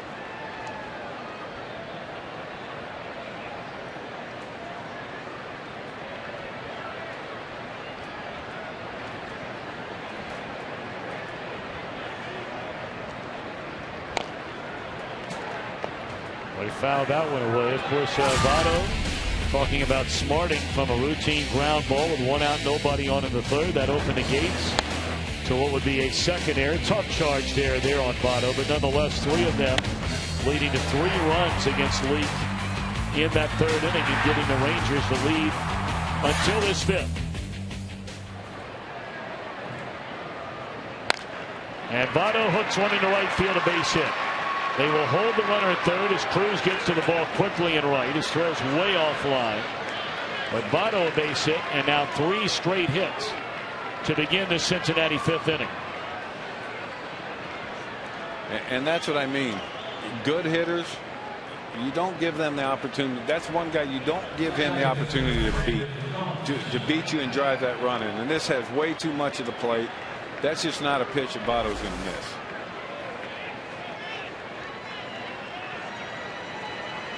Had he walked him, you're looking at first and second. Ground or double play still be in order, and you wouldn't have first and third. Well, that's going to be all for Tepesh. We mentioned opponents batting over 400 the third time through the order. 3 for 3 tonight.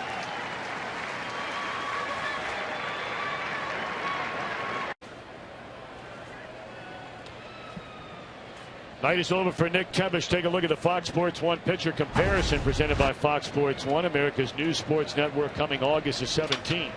Mike Leake, 3 unearned runs. Nick Tepesh so far a couple of earned runs and responsible for Cozart at third and Votto at first, nobody out. And pitching in the big leagues for the first time this year since 2010 is right-hander Ross Wolf.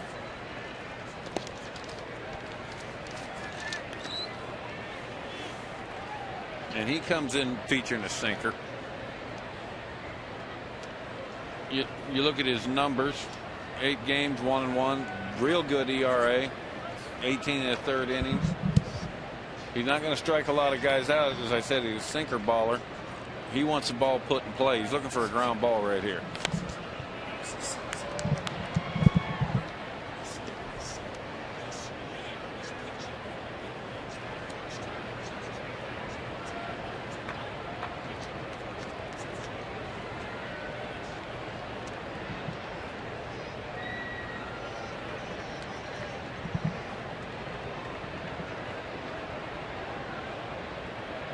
Seven of the appearances made by Wolf so far have been out of the bullpen. He's made 1 start.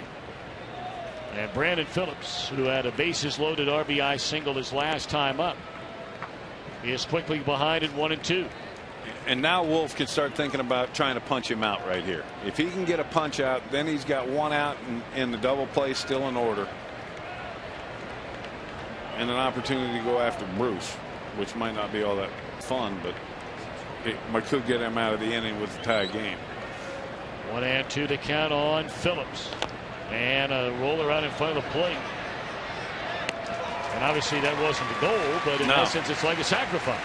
Right, and now they can look to go ahead and put Bruce on first base and not pitch to him and take a chance on getting a double play ball.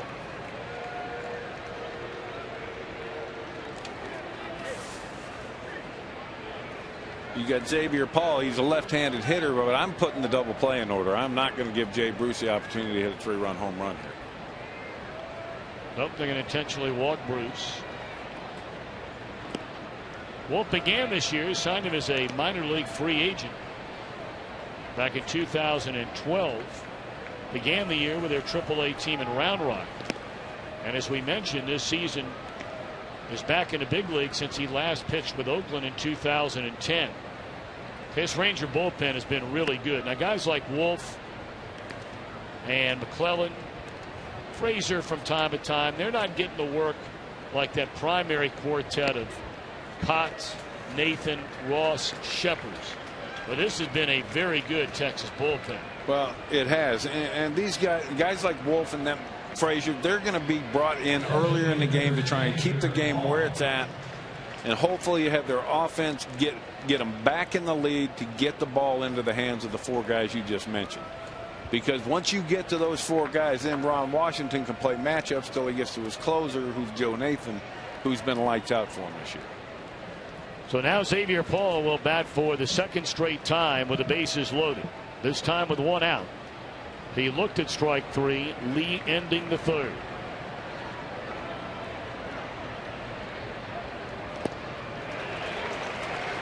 And it took a little bit off his fastball right there. He's changing speeds off that. When you got a guy like Xavier Paul who is looking to jump a fastball, and he knows you're around 90, 91 with your fastball, and you start him with an 86-mile-an-hour one, we used to call that the old BP fastball and let them get themselves out. And that one's lined into right field. That'll be a base hit. Cruise control. One. And they will not challenge a second base running. And the Reds are back in front for the second time tonight on the single by Xavier Paul. It's 4-3. And that's a problem right there. When you try and go after a guy that's a notorious fastball hitter, you don't want to show him the same pitch 2 times in a row. He just got him to swing over that, and that almost looked like a split that just didn't sink it or didn't finish real well.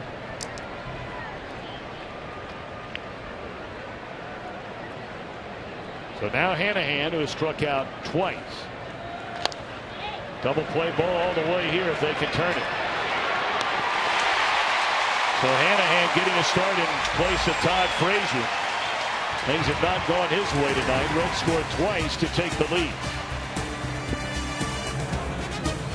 Team Ford F-150 with EcoBoost.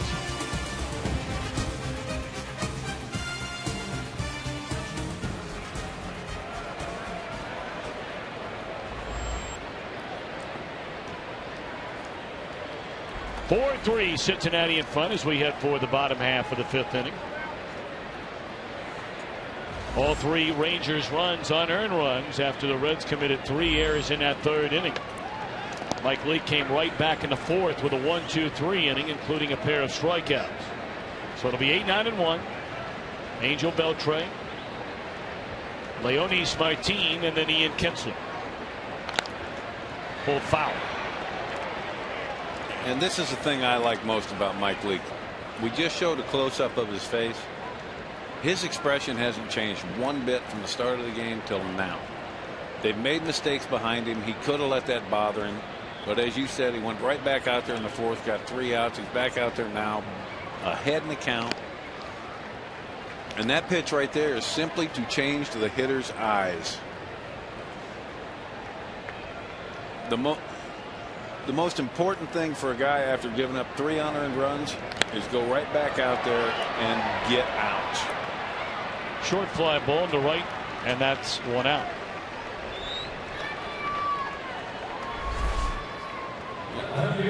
Look at the concentration here on Leake. He's not thinking about the errors made behind him, Tom. He's thinking about the pitch he's making right now. You know, there's some guys, Mitch, and I know you'll know what I mean when I describe this. I don't know if it'll come across necessarily the way I'd like it to. There are some guys that come to the major leagues and just have a look about them as far as they're never going to lead the league in strikeouts. They're not going to have the stuff that's going to make every scout in the world go, wow, you know, you're crazy about this guy. But there's just something about them that says, if good Lord willing they stay healthy, they are going to win a lot of major league games. And Mike Leake has seemed to have that look. And not everything went his way last year. He had an 8-9 record, got off to a terrible start, finished very good. The team won 16 of his 30 starts. And of course they've had to watch him in terms of the number of innings they'll let him pitch since he came out of college ball and went straight to the major leagues. This is the first year where Leake is going out there with handcuffs off. But Leake has always had that look about him that he could be that kind of guy. Absolutely. Do you think, honestly, we were in Chicago together? I know where you're going with this all the way, and never in a million years.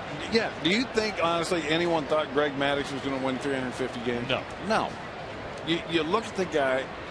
The one thing you could always say about Mad Dog, in '87, he was 3-15 at one point. And I remember Dickie Knowles said he's going to be a Cy Young Award winner. It was just in his makeup. He never let anything bother him. Nothing affected him, and that's how Leake comes across. 2 up, 2 down.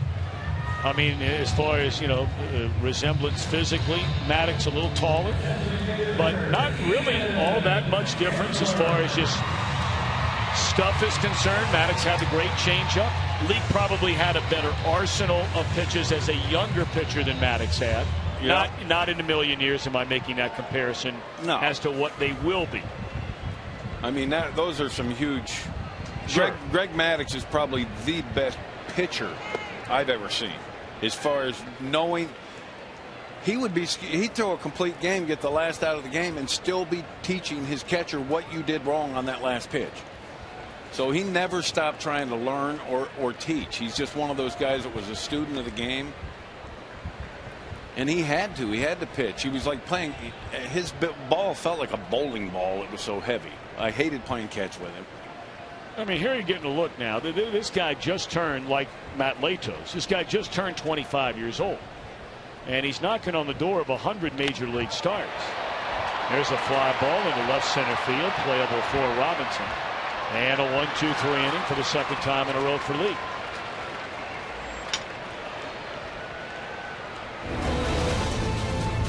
Leak and the Reds in front of the Rangers. We go to the 6th, 4-3. The official multivitamin of Major League Baseball. And by Leinenkugel Summer Shandy. Join us out here.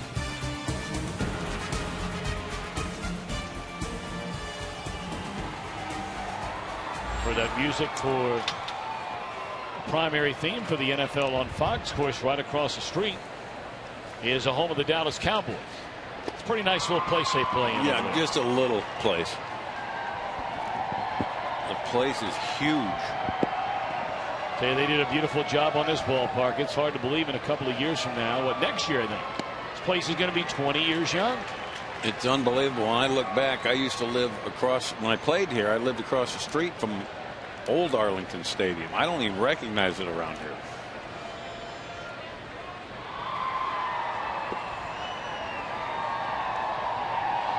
And there you get a look at the home of the Cowboys.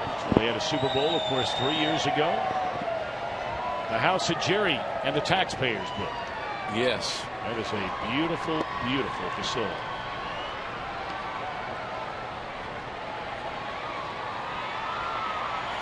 And Wolf has one job right here. Get this Ranger offense back in the dugout and give them an opportunity to get that time run in.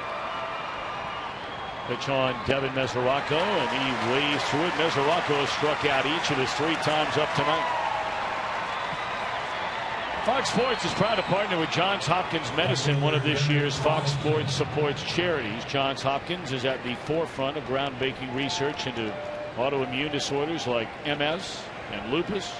Join us in the fight against autoimmune diseases. Donate now by visiting hopkinsmedicine.org/Fox. You know what, Tommy? I believe that's a split finger that Wolf is featuring. Yeah, 86 miles an hour. I think he's throwing a split. No chance to get the speedy Robinson there. The only opportunity right there was for Moreland to field it and dive. There's no way the pitcher can get over there. Not with Robinson's speed. You watch right here. Moreland's got to field it and dive, and he couldn't. Robinson actually went out of the base path. Had Moreland tried to apply this tag, they might have called Robinson out because he veered out of the baseline. Robinson, a guy who grew up in Gainesville, Florida, and was part of an unbelievable college football recruiting class by then Florida head coach Urban Meyer. Derek Robinson was in the same recruiting class as a cornerback with Tim Tebow, and the year that he came to the University of Florida, and Robinson made the decision he was going to play baseball after being drafted by the Kansas City Royals rather than play college football. Of course, Urban Meyer now in the Buckeye State. Well, I think it's a pretty smart decision. They don't hit you nearly as hard or often in baseball. Unless you're Choo. Good point there. Choo must feel like he is putting on the pads or needs a pad. A dartboard. He's been hit, what, 20 times already? And that just tells me he's just a hitter that doesn't give.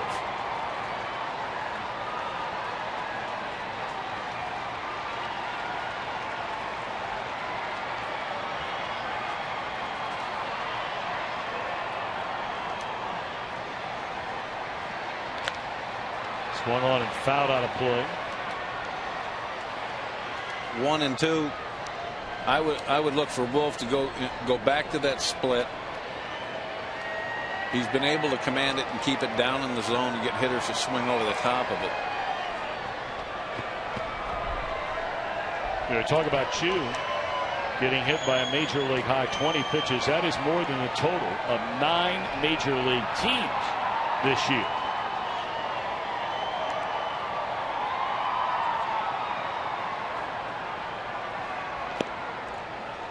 Two and two on Choo. In fact, he's one of 4 players ever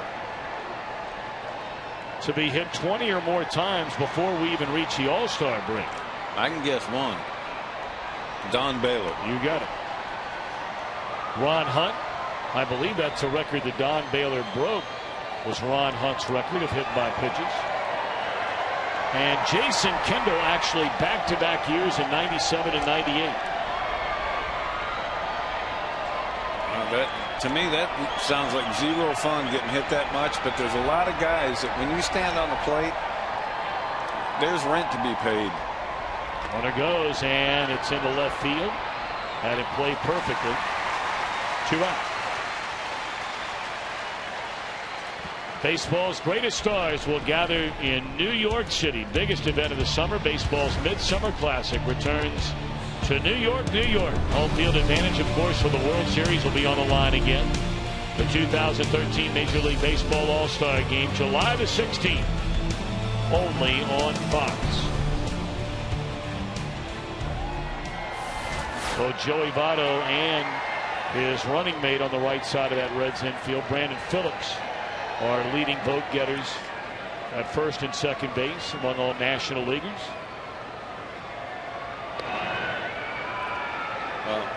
You kind of expect it with Brandon. Number one, he's a tremendous player. And number two, I don't think there's anyone in the world that has more followers on Twitter. Not in the baseball world, anyway. Nope, you're right. He has a lot of fun with it. We've talked about it many, many times before, some of the things that Brandon Phillips has done with his tweets. And he'll ask fans a question, and if they get the question right, the next thing they know, he's buying one of those fans and one of their friends a ticket to San Francisco to come out and watch the Reds play for 3 or 4 days. Well, and anybody that uses Twitter to get the fans involved the way that Brandon does, it's only good for the game. He's one of those guys that understands you're playing a game for a living, and that's why he's constantly got a smile on his face. Cozart lifts a fly ball down the right field line, and Cruz over near the stands. It's out of play.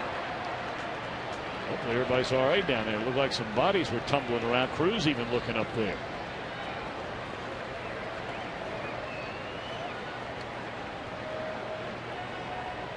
Someone's not happy. No, not happy at all.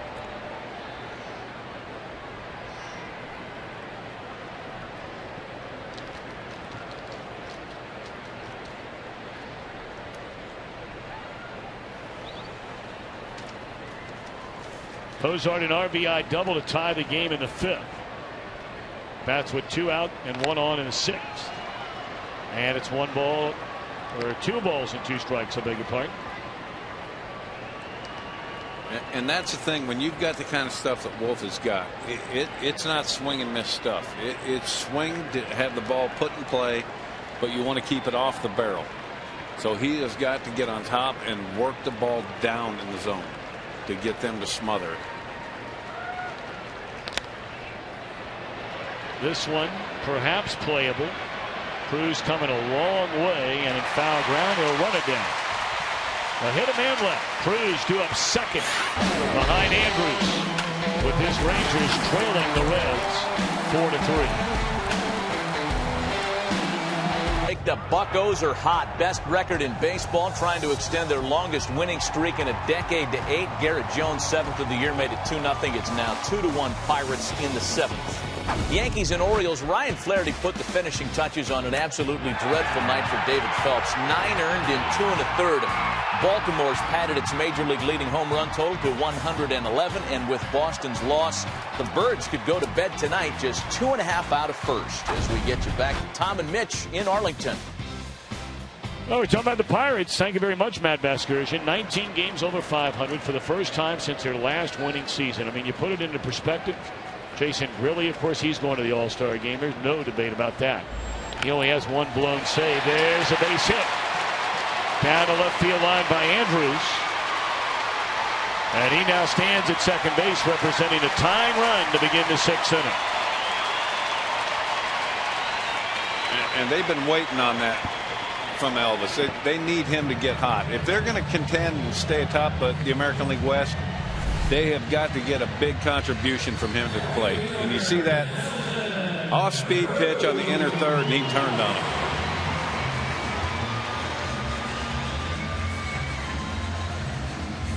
And you see him, I don't know what, they come up with all different kinds of things on the bases here. Well, he's thankful for anything the way things have gone lately. Well, now they're right in the middle of that lineup. Number 3 hole hitter Nelson Cruz is struck out and knocked in a run with a sac fly. His last time up, this ball driven into right center field. This is going to tie the game. Ground rule double by Cruz.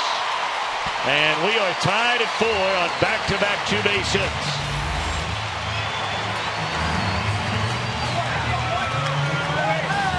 And that's the one thing about it. If you're going to start a guy like Cruz off, you don't want to have that first pitch in the middle of the plate. I know he's trying to get it on the outer third.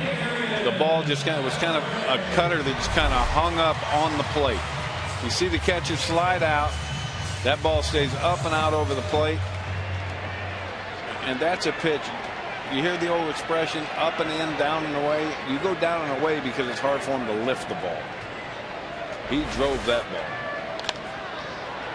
Well, this will not be a productive out by Adrian Beltre.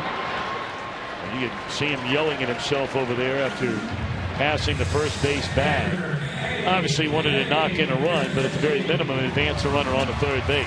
Right.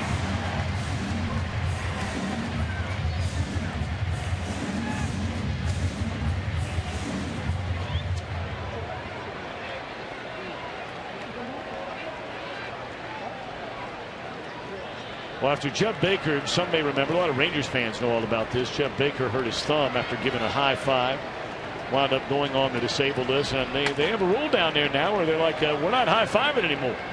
We don't have anybody get hurt again. So they're bowing to one another now. These Rangers are. And that's what you saw a moment ago from the shortstop, Elvis Andrews. I've heard just about every kind of injury and how they can happen.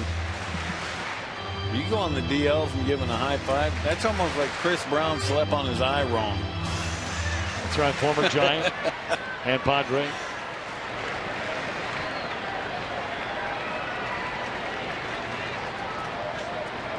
And this is where one of my keys to the game was the left-handed hitters have to be productive. Ground ball to short. Pierzynski thrown out. On to third goes Cruz. That run a moment ago is the first earned run allowed tonight by Mike Leake. Rangers scored 3 in the third inning on 3 errors. And I mean, look at this. Everyone talks about the pitch count and all that. I hate the fact that it's even a part of the game. But he had an inning where they made 3 errors behind him. He's at 71 pitches and 2 outs in the 6th. This guy knows how to pitch.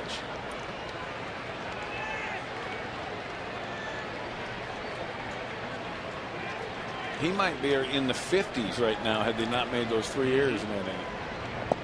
Well, now Mitch Moreland, the batter, left-handed batting first baseman, is fly to left and bounced out to Brandon Phillips. And Mike Leake really needs to bear down here. He's got an opportunity to get out of this inning with 1 run.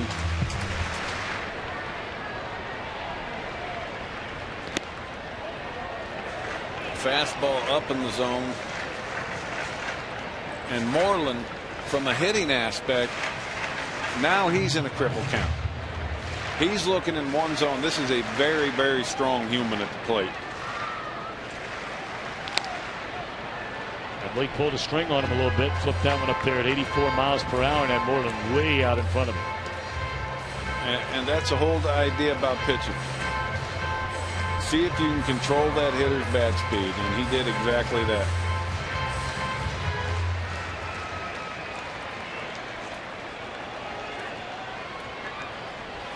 Four game. Runner at third, 2 out. Popped up, should end the inning. Hanahan underneath it, and that's all. But the Rangers tie it up. A double by Andrews, and then Cruz says thank you very much. And we're back to Arlington after a word from your local Fox station. In America is presented by Ace Hardware. Top half of the 7th inning we go. 4 runs, 8 hits, 3 errors, 7 left on base for Cincinnati. Joey Votto leading things off in the Reds' 7th against Ross Wolf, who's on in relief of Nick Tepesch, who allowed all 4 Cincinnati runs, 3 of the 4 earned in his 4+ innings.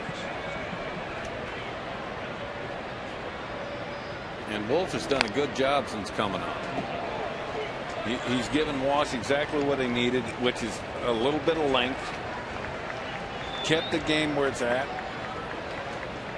And now he's counting on his offense to get a run to where he can get it to the big guys in that bullpen and shut it down. Of course, you're talking about a guy in Wolf now. We brought up earlier, he's made 1 start this year. As that one's fouled out of play. You may remember in that 18-inning marathon that the Rangers had in Toronto, Wolf allowed, yes, the run that ended the game, giving him the loss. It was an unearned run. But he worked 6 2/3 innings in that outing. The longest relief stint by a Ranger since 2008. Dustin Nippert besting that mark.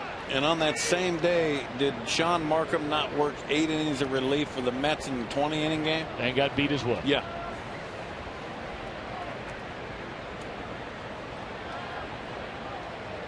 Sometimes it just is unglorifying to be a reliever. Pretty good pitch right there by Wolf to retire Votto. Well, right now, let's check in with Matt Vasgersian from the MLB Network studio. Tommy, how about a 2-home run, 5 RBI night for Chris Davis? His 30th of the year, making it 11-2 Baltimore. Davis already just 3 home runs shy of tying his career high of 33 last year. An unbelievable night for what's been an unbelievable story. Back to you and Mitch.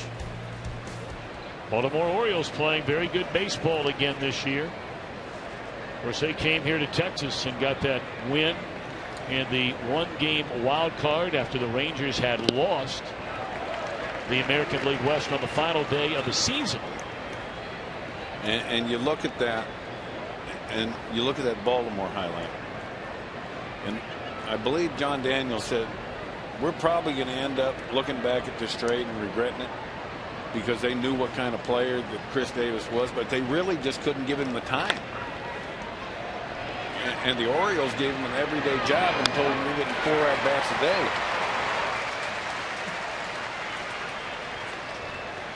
Let's take a look at our Fox Sports 1 game summary presented by Fox Sports 1, America's new sports network. And it starts on August the 17th. Reds, for the first time since 2006, commit 3 errors in an inning, leading to 3 unearned runs. That was in the 3rd. Cincinnati recaptured the lead, but then Cruz tied it with a double in the 6th. Rangers only have 3 hits, but they're in a 4-4 tie. And Wolf trying to go through Votto, Phillips, and Bruce here in the 7th inning.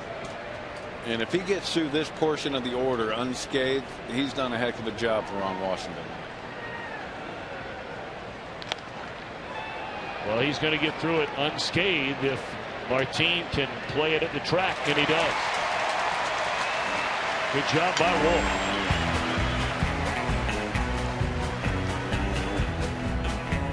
He got a little moss. And by Chevrolet, find new roads.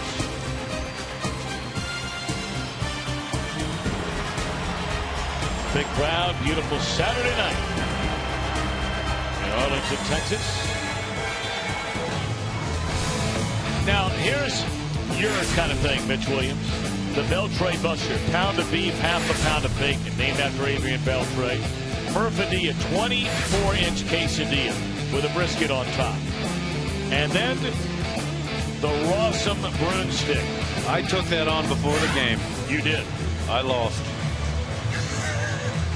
When they brought that thing in here, I was in a state of shock. I was giving it a go. It was actually darn good. It had onions and chili and cheese on it. If they gave me a month, I could have gotten through it. I can't believe they were filming me do that.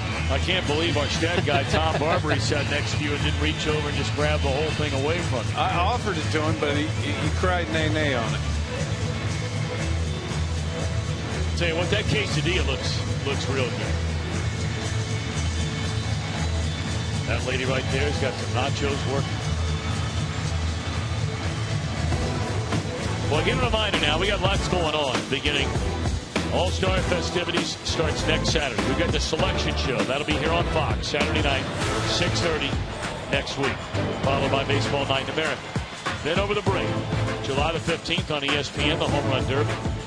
On the MLB Network, the All-Star Red Carpet Show begins at 3 o'clock in the afternoon. That's the day of the All-Star game.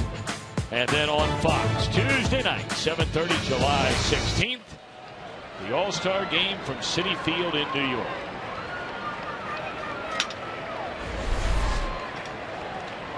4-4 game here. Mike Leake still on the mound. He'll be facing the latter third in the Texas batting order: Profar, Beltre, and Martin. Full foul. What impresses me about Leake is he goes out there and you talk about not pitching guys the same way and falling into patterns on them. He has not fallen into a pattern on any hitter tonight. First pitch changeup right there, Profar.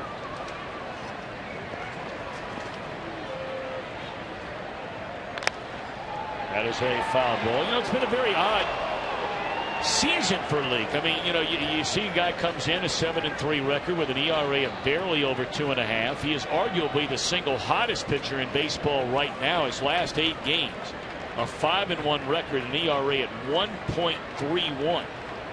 But when the year began, after his first 7 starts, Leake was sitting at 2-2 with an ERA of 4.3. Johnny Cueto had gone on the disabled list, the Reds ace, and they had brought up a young left-hander named Tony Cingrani.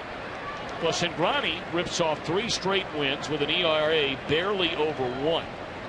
And Cueto now is in a process of coming back, and everybody's saying, well, Leake's got to be the odd man out. And Dusty Baker stepped right up and said, Mike Leake, you got to be out of your mind. Yeah. Fly ball into left field, and Robinson will make the catch. And I think a lot of people believe from that day on, as perhaps Leake's confidence was waning a bit, wondering himself, is Cingrani going to stay and am I going to go? Ever since Dusty Baker said to the press, you guys can write it, you can talk about it, you can do whatever you want to do about it. When Cueto comes back, Leake ain't the guy going anywhere.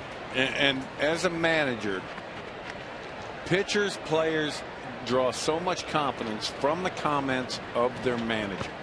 And that comment, I believe, Tom, you're absolutely right. He figured out my manager is on my side and I can relax and go out there and just do what I can do. He's not a guy, like I said, he's not going to light up a radar gun.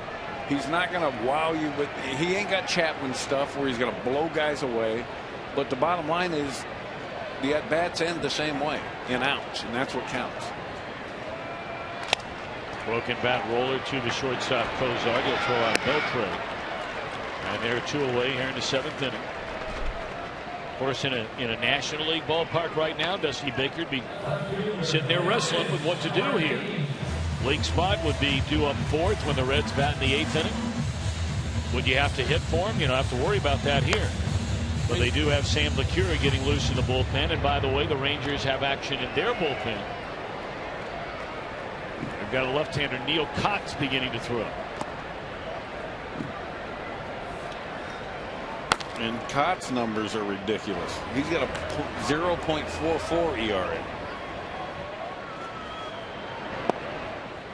I don't think I ever started a season with a 0.44 ERA.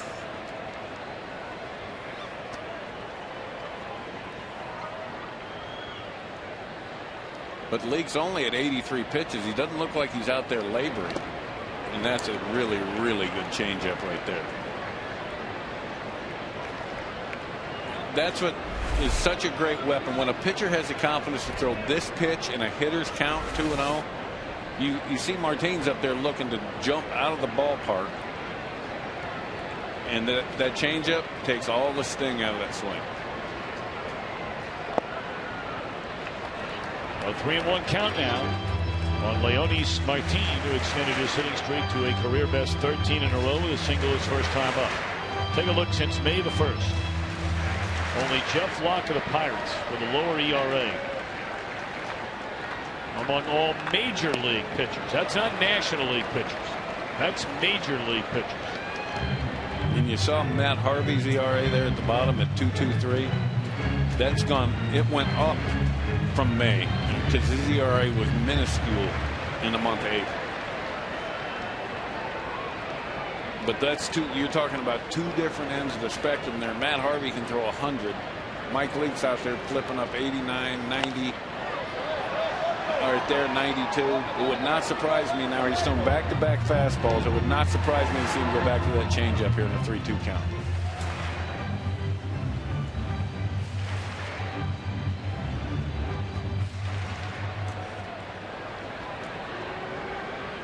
And he's going to bury a fastball here. Nope. That's a walk to Martin, the number 9 hitter. So now he has to face Ian Kinsler with the go-ahead run aboard in the 7th inning. It's the first walk in the entire game for Mike Leake. Ryan Price, pitching coach for Dusty Baker.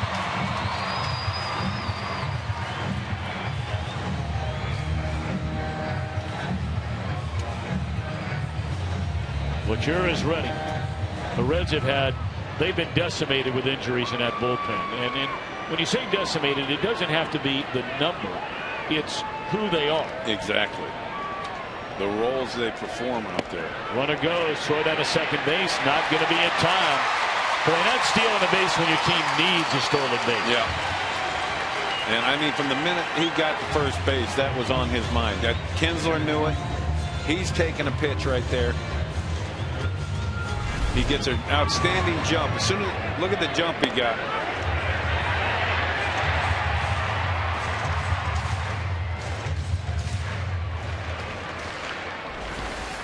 So now the go-ahead run in scoring position after a 2-out walk. For Martin, his 15th stolen base. He's only been thrown out twice. 1-0 on Ian Kinsler. 2-0. And again, in this situation, Kinsler's a hotter hitter.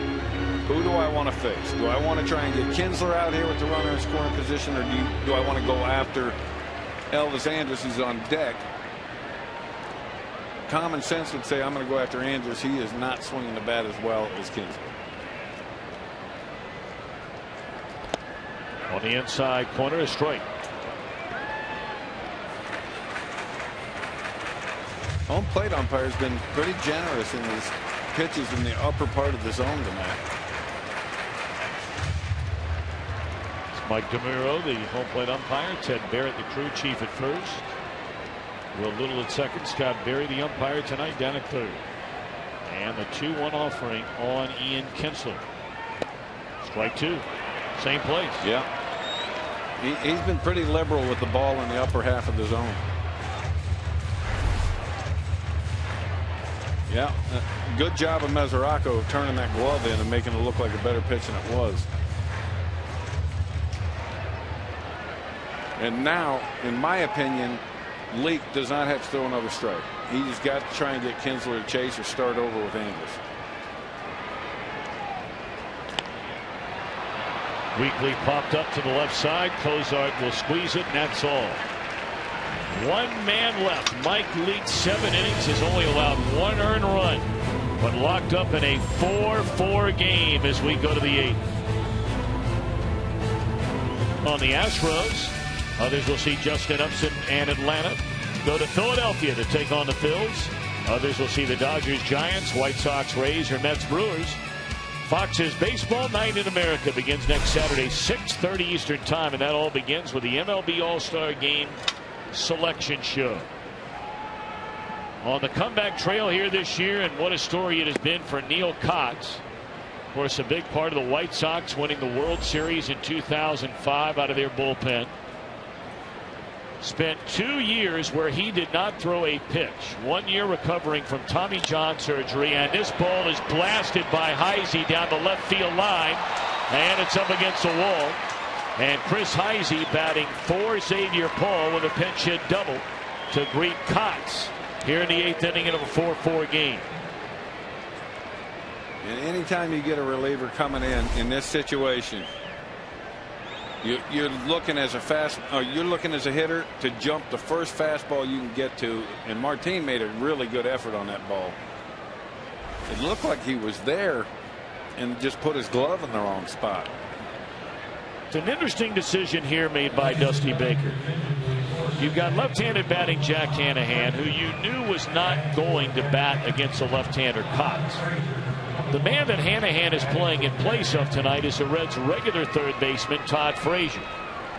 But this certainly is a situation which screams for a sacrifice bunt in a 4-4 game in the 8th. And Frazier is not exactly the sacrifice bunting kind of a guy. And a non-productive out, and Dusty Baker will be asked that question after the game tonight. Yeah. Frazier now 0 for his last 16 with a runner in scoring position, but far more importantly will be the question of why not send somebody up there who can put down a bunt. It's one thing, the old adage is you don't play for a tie on the road, but it's a tie game. You play to get that go-ahead run in that situation. So you're right, Dusty is going to have to answer that question. And it's a legitimate question. Yeah. So you get a leadoff double. He's still standing there now with 1 out. And then remember now, some may be saying, well, was that the DH spot? It was not. Right. So you weren't going to lose it if you put somebody else, in there and try to flip-flop around positions, that kind of thing. Well, Hanahan had a rough night at the plate anyway, so you don't want him facing a left-hander. Oh, you got a lot of pitchers down there that are very, very good bunters. Yeah. Bronson Arroyo handles the bat extremely well. I mean, that's a situation where you wouldn't have to burn a position player. You can use one of your pitchers.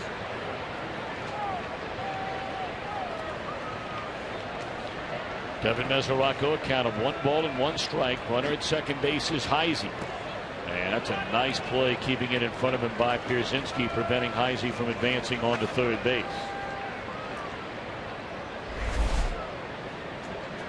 And this right here, that's an outstanding job. You see him put that shin guard over there and just drop his glove down beside it. That's the toughest pitch in the game to block is a slider, because when it hits, it does not bounce straight. Look at him just slide that glove and shin guard over there together, almost like a goalie. Tremendous job by AJ right there. 2-2 to Mesoraco. We're talking about Kotz. He had elbow surgery, Tommy John surgery in 2009. He missed all of 2010. The Yankees brought him in 2011. They cut him in spring training. No other team gave him a chance. Rangers brought him in to compete for a bullpen spot last year. He pitched in 25 games in the minor leagues. And here he is, only 33 years old, doing a solid job in this Texas bullpen. Well, anytime, if you're left-handed to have a heartbeat and you can get a left-handed hitter out, you can find a job. And you look at his career totals, they don't scream wow, but his totals this year do.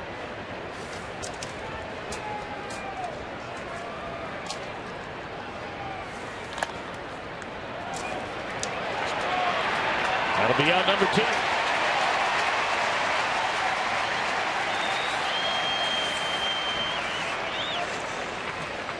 Chevrolet, the official vehicle of Major League Baseball, is celebrating a new season for new memories. For your chance to win a community field makeover and an all-new 2014 Impala, visit ChevyBaseball.com. So 2 are out in the inning. Runner at second. Remember, this inning began with a double by Heisey. He has not moved. And that's something you definitely don't want to have happen. Outfield very shallow for the light hitting Robinson. And he's down a strike. Robinson is 1 of 3 in the game. Reached on an error by Profar and scored in the 3rd. His fly to center and had a swinging, basically an infield hit, a swinging bunt for a hit in the 6th. And this is where these hitters have to understand it doesn't take a homer to drive this guy in. Tell you what, a guy like Robinson who loves to bunt and is a very good bunter. The infield's playing so far back. I mean, his job is to get this inning to Choo. This guy doesn't knock in a lot of runs. And he's not going to hit that pitch. No, and that right there is a guy swinging for the downs when he doesn't need to. This is a home run hitter swing, and that ball is so far by him it's not even funny. Now he needs to shorten up his swing and look to put the ball in play. They have to understand that that doink into right field drives in that run just as well as a gapper.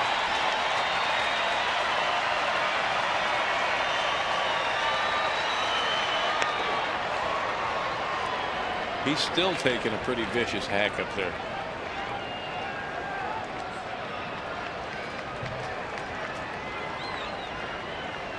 And if I'm Kotz, Robinson's already shown he'll chase up. Go higher. Put it in the middle of the plate and go helmet high on Przinsky.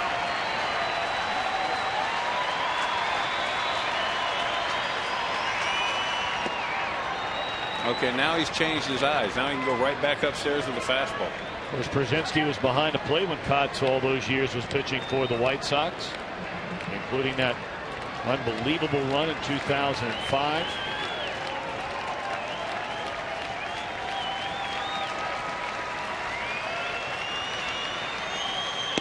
There it is right there.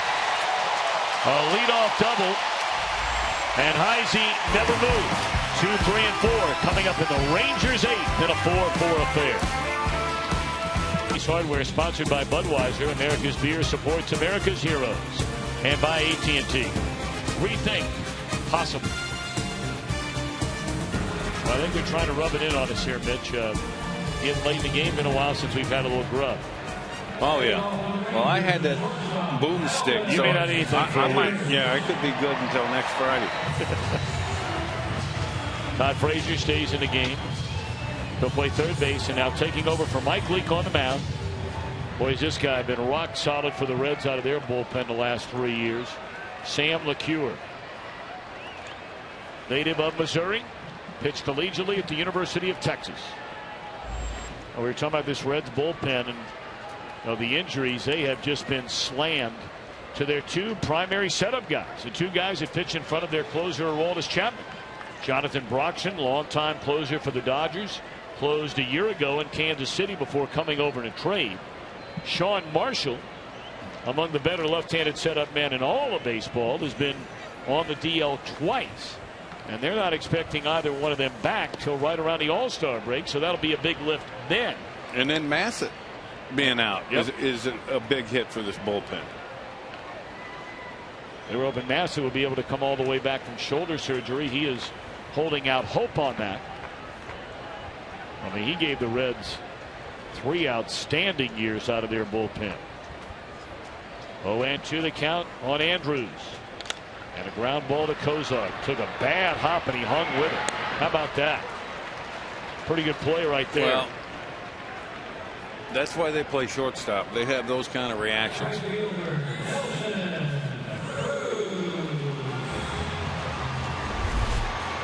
This right here takes all kinds of concentration and a willingness to give up your body. That ball comes up on him. I think they got mostly stomach more than it did glove. And to field that clean with his throwing hand there, that's a pretty good job.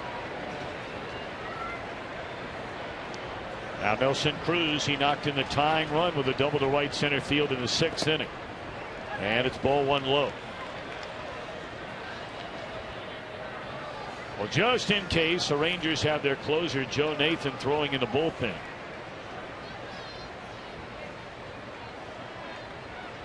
Reds have left-hander Manny Parra,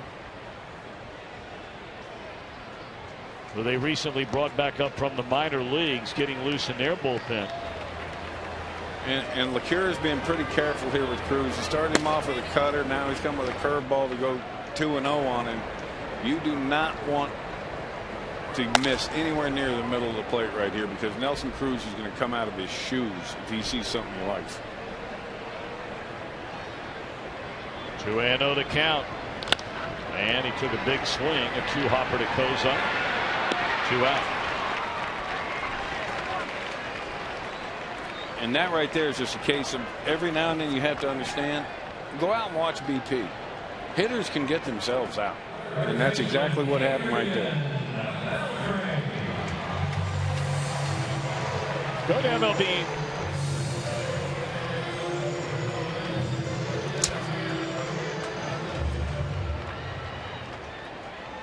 Don't forget the 2013 All-Star Game is coming up Tuesday, July the 16th. You can go to MLBFanCave.com and pledge your NL or AL allegiance. It's going to be right here on Fox on July the 16th. Be a big night.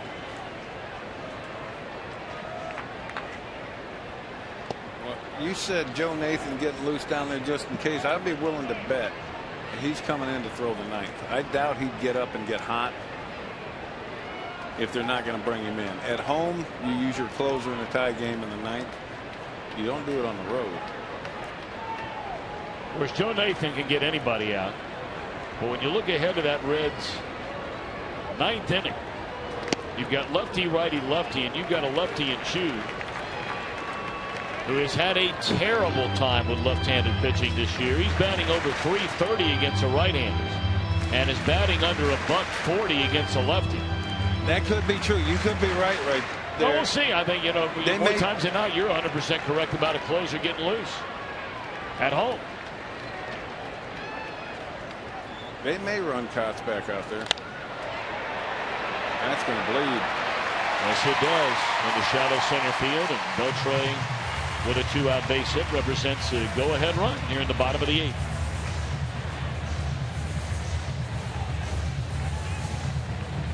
And they do have Manny Parra up in the bullpen, and this is getting to the left-handed switch hitting part of the lineup. The bottom 5 guys in this lineup are either left-handed or switch hitters. And see, here's where a manager, when you have the injuries the Reds have to Marshall and Broxton, is where managers all of a sudden have to do things and manage differently than what their comfort zone has been over however long you're referring to. This is the biggest no-brainer of all time for Dusty Baker if Sean Marshall's down there. Absolutely. He brings in a left-hander to face Pierzynski. You take your chances there. But with Manny Parra, who by and large has been more a starter than a reliever, and this year has been more in the minor leagues and the major leagues. And his numbers are not good. Nope. So Dusty Baker asked himself a very simple question. Do I like my chances better of Sam LeCure getting the left-hander out, or right now Manny Parra getting the left-hander out? And at least for this batter, and he may pay the price for that decision. Choo will run it down. That ball hit a long way. That was hit to the absolutely wrong spot in this ballpark. Choo will lead things off. Pierzynski hit that ball right on the screws. Choo's played long ball tonight. We're tied at 4 going to the 9th.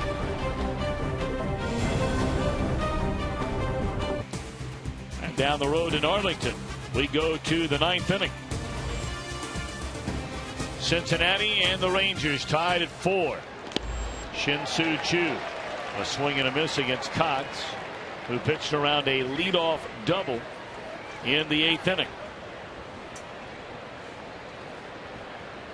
Choo 2 hits, 3 at bats, has been on base 3 times, has scored twice. Very first pitch of the game from Nick Tevish. And Choo played long ball to left center field. He put a really good swing on that. And you were right, Tommy. They left Kotz out there to face this left-hand part of the lineup. Well, at least for this batter. Well, Nathan has sat down out there in the bullpen, so I don't see him coming in this inning.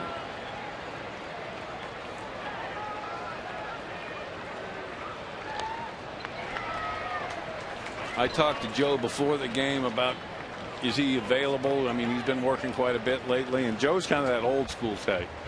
If he can pull his pants on, he can pitch.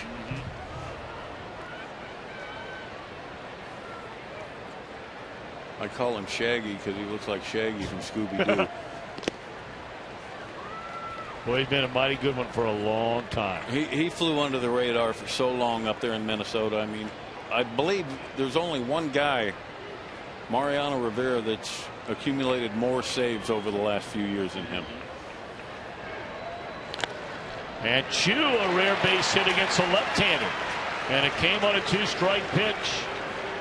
And so Choo is third hit, fourth time he's been on base, and those folks excited here tonight to cheer on Choo.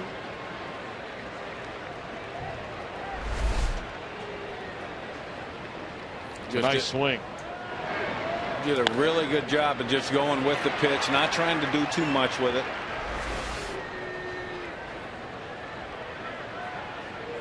And now you would think, with Cozart at the plate, they've got to bunt this guy into scoring position. You got your best hitter standing on deck. Well, the Reds elected not to bunt. Now, some might argue you're not going to send Todd Frazier up there to bunt. He's one of your big RBI guys. Nathan again up and throwing in the bullpen. Cozart already has a sacrifice. But the Reds did not bunt after a leadoff double in a 4-4 game in the 8th inning. Of course, if you execute the bunt here, the question then will become, does Kotz face Votto with a runner at second? Do they pitch to him? Do they walk him and bring in Nathan to face Phillips? Well, in my opinion, they're going to pitch to him carefully and bring in Nathan to face Phillips. You have to count on Kotz doing the job he's done all year long and getting the left-handers out. So you got to let him face Votto. It wouldn't make any sense not to. Well, Cozart has failed miserably in 2 attempts here to try and put down a bunt against a left-hander. And this is one of the things, one of my biggest pet peeves in the game. At this level, I just don't see how there's anybody that can't get a bunt down. And you watch on both of those, he's kind of trying to push at the ball when all you're supposed to do when you're bunting, you're basically catching the ball with the bat. It's pretty much that simple.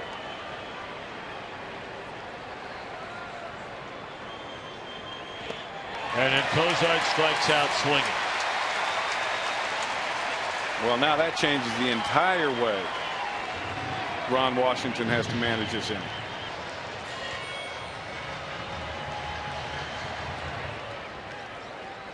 The only thing it does for sure is ensure the fact that Joey Votto is going to get to swing the bat.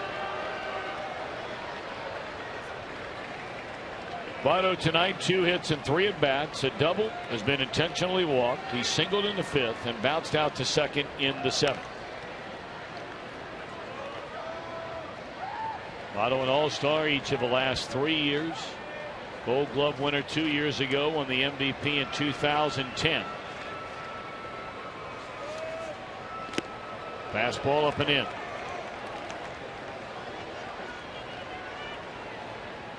And that's the other thing. Joey Votto is not going to be swinging at a whole lot of balls. Kyle McClellan, the former Cardinal, getting loose in the Texas bullpen alongside Nathan.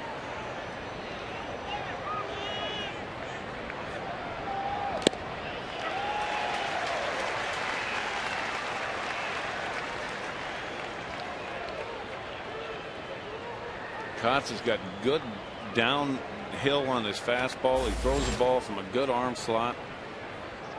He looks to be pretty deceptive. That fastball is only at 91, but when you don't pick it up, it looks like it's about 96.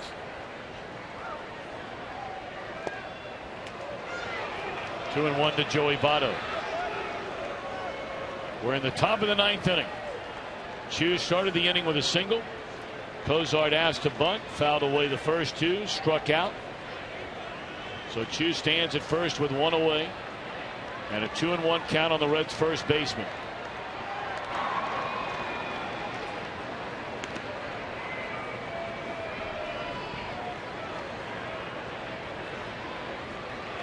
Aroldis Chapman, should they take the lead. Manny Parra, should we remain tied, would be available.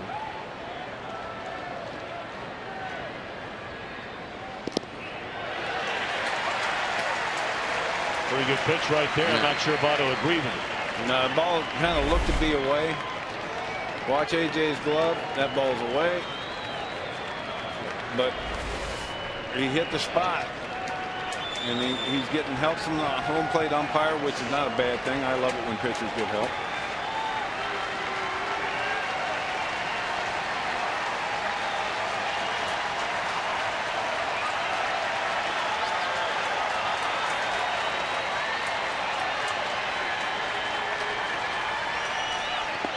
Started two. Did he go? He held it. Oh, wow. Well, I tell you what. I'm going to have to cry nay on that. Joey Votto held that bat right there. If that bat doesn't cross the plate, well, he held it right there, but it went forward. So Votto gone on strikes, and here comes Ron Washington. He has two right-handers down there in his bullpen. He has McClellan and Nathan. Kotz, quite honestly, is the beneficiary of some questionable decisions and very poor execution by Cincinnati. But he got the job done. He'll leave with a runner at first and 2 men out in a 4-4 game. Nathan in a tie game with 2 outs. Reds have a go-ahead run at first here in the 9th inning. Brandon Phillips coming up. And you look at those numbers on Nathan, and you don't hear anything about him, Tommy. He's got 26 saves. Take a look at that. Only Mariano Rivera among all active pitchers with more saves than Joe Nathan. All those great years in Minnesota. You're right. Just completely flew under the radar.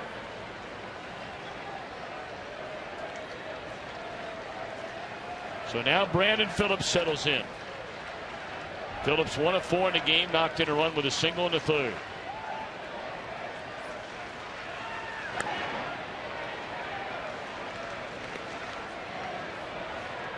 And the one thing Joe Nathan knows, he's got to hold Choo close. He does not want him to get into scoring position.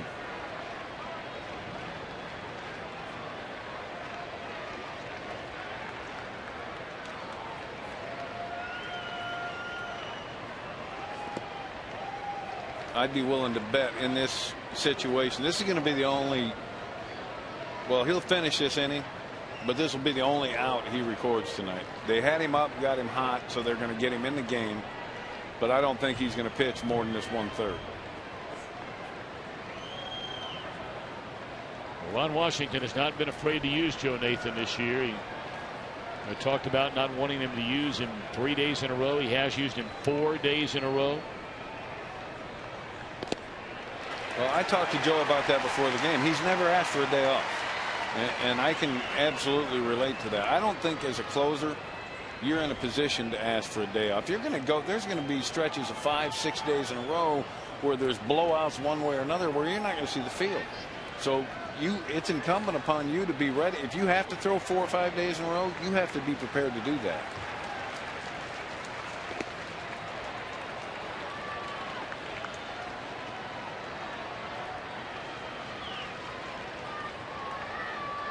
Two and one account on Brandon Phillips.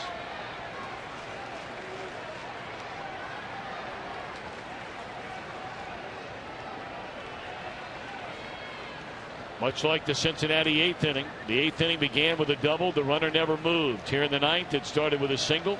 Choo running on a pitch. Swing and a miss. Throw right on the button. And out is the call at second base. Choo is saying that Profar dropped the ball. I don't think the ball ever came out of his glove.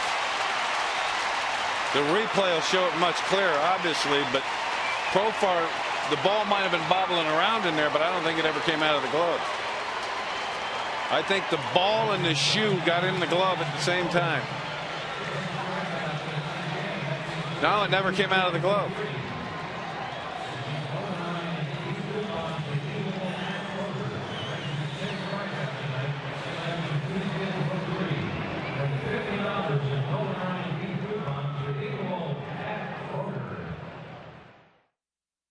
to the call that ended the top of the 9th inning.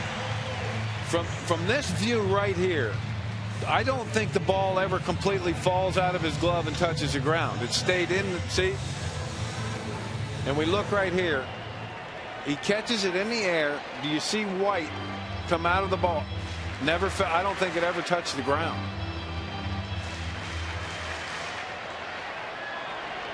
And closers love that when you get an out where a guy ain't holding the bat. Reds bring on their third pitcher of the night. It's left-hander Manny Parra. And he'll be facing Moreland, Profar, and Beltre. 21st game of the year for Parra. All out of the bullpen.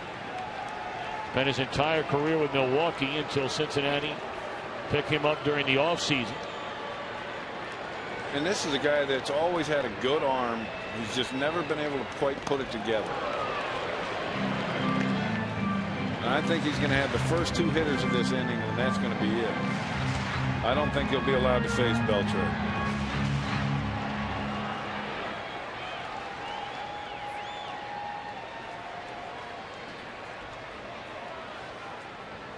Now, Parra's gotten on a pretty good roll here for the Reds. He's not allowed to run in any of his last 8 appearances that span 6 2/3 innings, where he's only allowed 2 hits. Started the year with the Reds in their bullpen, went on the DL, was out for a month before they activated him. Reds have action in their bullpen. Foul out of play, and it's 1-2. Reds have right-hander, the rookie J.J. Hoover, starting to crank it up.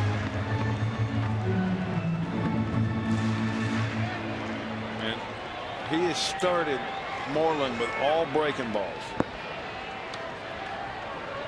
Change his eyes, elevate it, make him see your fastball, and go back to your breaking ball, or you can double up on your fastball. But you can't continually throw these big league hitters the same pitch all the time.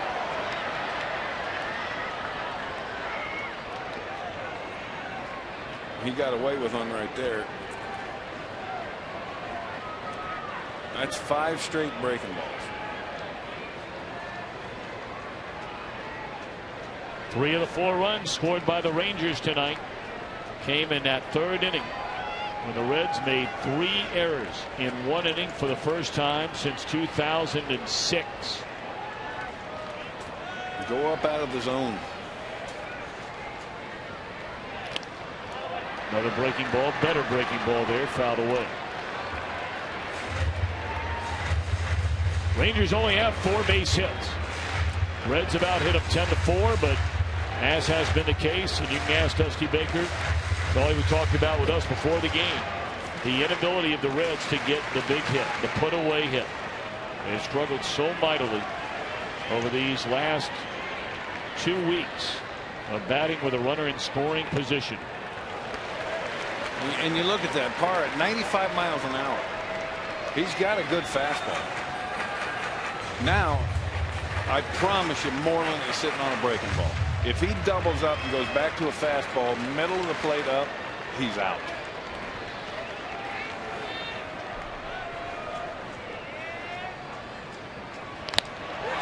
You just called it.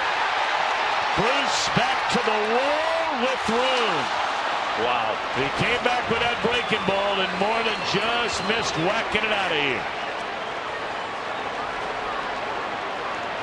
Every now and then as a pitcher, you got to think like a hitter. He threw him the high fastball. As a hitter, I'm sitting breaking ball.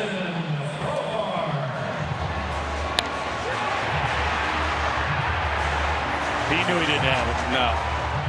It didn't have that sound. Good play by Jay Bruce nonetheless, though.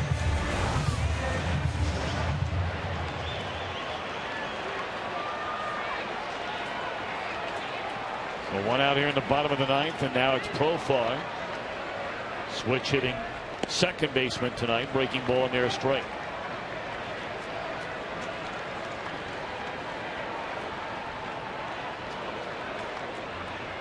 And Profar's got the ability to hit the ball out of the park. The next couple of guys up, there ain't a whole lot of guys in this lineup that don't have the ability to hit the ball out of the park. That's a good pitch right there. Change up.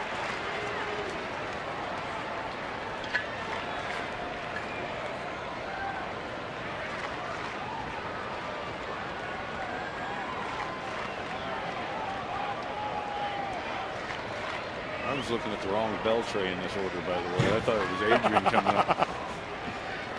Swing and a miss. Well, maybe Ron Washington will try to sneak Adrian up there. Sneak Adrian up. So I believe, Manny Parra will be able to face this Beltray. We've all been down that road, big boy. All been down that road.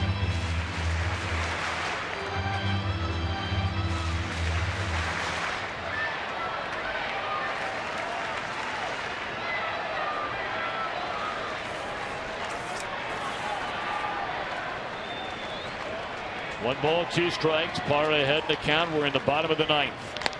And a weak roller down to Votto. He'll wave off Parra. 2 out.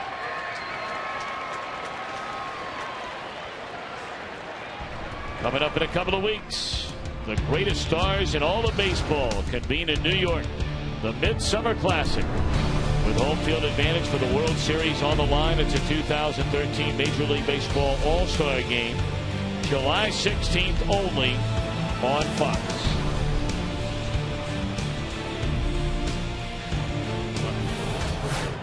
I told you wouldn't be allowed to face Beltray. You're right about that.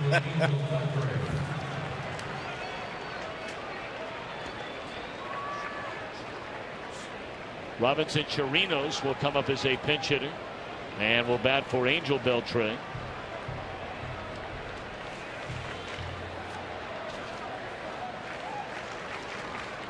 They want to go over the scouting report on young Mr. Chirinos. Now, he's not played over the last, 9 days.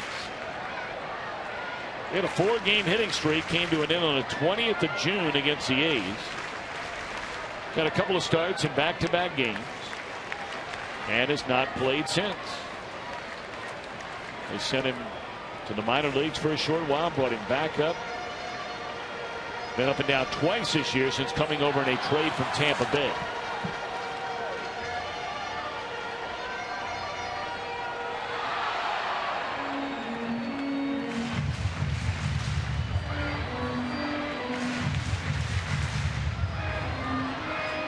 Well, in this situation, he's just looking to find something he can drive out of this ballpark. 2 out, nobody on. We're in the bottom of the 9th. 4-4 game. 4-10, 3-8 for Cincinnati. 4-4, 1-4 for the Rangers. If I'm the Texas Rangers, if Manny Parra comes back out for the next inning, he has started every hitter with a get-me-over slider. There's his changeup. That looks like a split.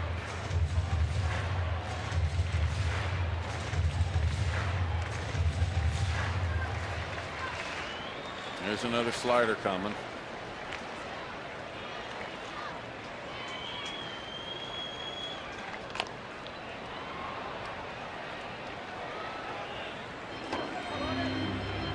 Well, whatever Parra has been doing of late, we mentioned it's been working because you brought up earlier, Mitch Williams. In fact, this guy has a real good arm. I mean, you saw a fastball a moment ago, 95 miles per hour.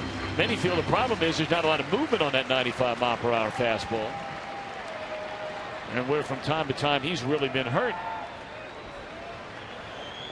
Oh, that changeup again and misses outside and low, even the count 2-2 on Chirinos. I think the problem with his changeup, and me being a former thrower, not a pitcher, he tips it. He decelerates his arm when he's going to throw his changeup. So hitters see that and they recognize right away that, okay, this is not a fastball, this is not a slider, this is a changeup.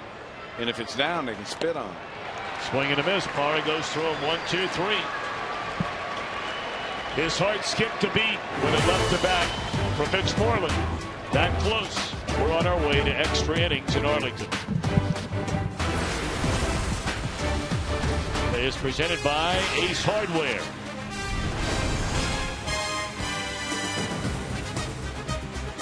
We'll tune in tomorrow on both Fox Sports Ohio and Fox Sports Southwest for the final game of the series. Coverage begins at 2:30 Eastern, 1:30 Central.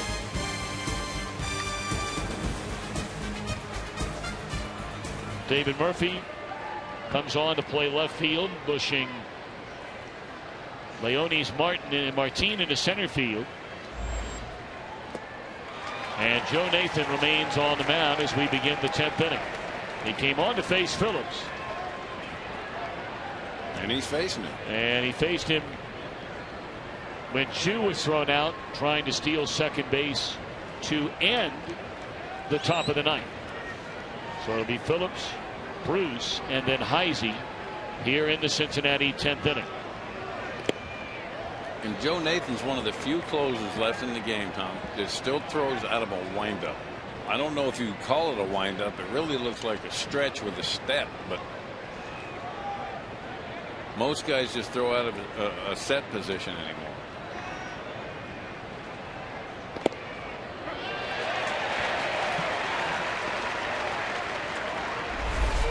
And you see how he starts. All it is a turn of his foot, which is odd to me why you would even do that rather than just throw out of a stretch. Of course, one of the other closers in baseball, one of the few that also does it, is the Reds closer. Aroldis Chapman works out of a regular windup. On swinging Phillips to begin the 10th inning. I think Phillips is still smarting from that 1-1 pitch. It was called a strike. Yeah.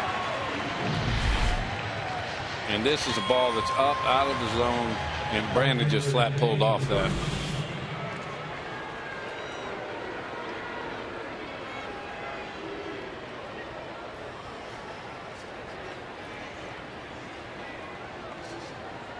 And this is where I think Nathan has to be careful, because Jay Bruce can run into one.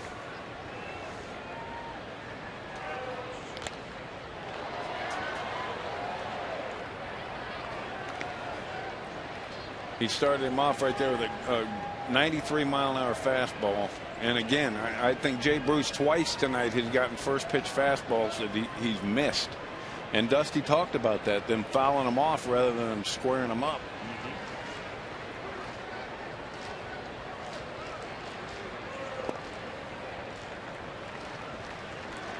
Stayed hard with him down and away there.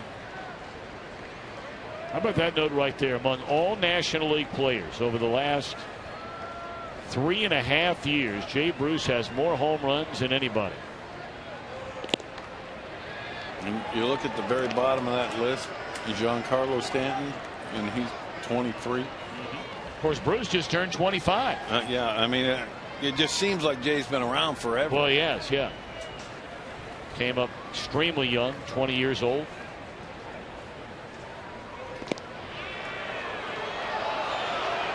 And Joe was expecting the hey, I'm a veteran guy right there. I guess you'd get that pitch.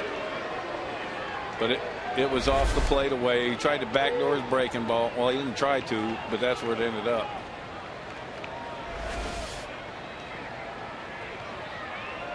Got to be careful here. 3-1 to count on Bruce. And again, there's another fastball that he got to hit. And again, it's one he fouls away. Well, that one I can kind of understand because it's elevated. But the first pitches tonight, that fastballs that he's gotten, have been right in the middle of the plate. Those are hard to explain how a fastball hitter like him pulls off that and doesn't square it up.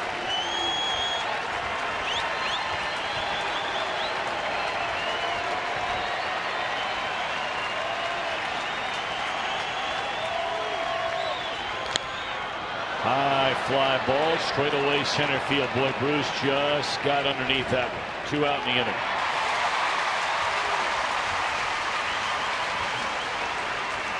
And we talk about Jay Bruce and him missing the first pitch, that straight fastball right down the middle. I mean, that's right there. He kills that. Another fastball down and away. Fastball off the plate. Now he's going to try and breaking ball him. Doesn't get that call.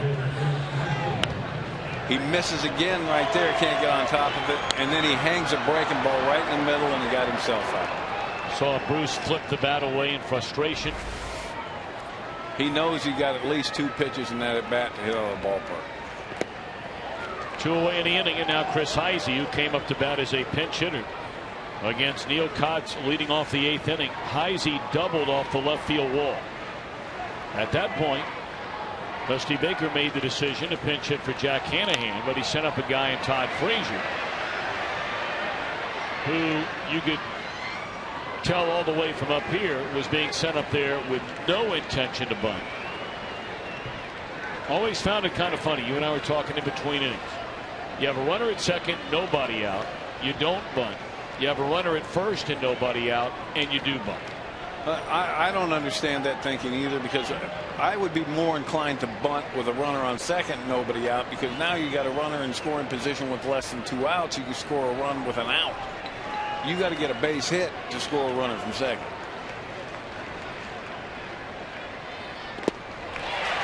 Of course, Dusty Baker did have the bottom part of his batting order coming up, but again, you weren't needing the base hit if a bunt would have successfully been put down. You put yourself into squeeze, safety squeeze. You can do a lot of things with the guy on third in less than 2 outs.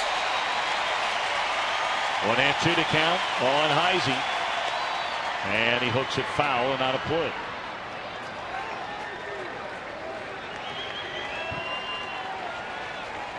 Well, I think the rest of this is bad. If Joe Nathan throws a strike anywhere in the middle, it will be a mistake. He's a veteran enough guy to understand you do not give a guy right here the opportunity to hit a homer.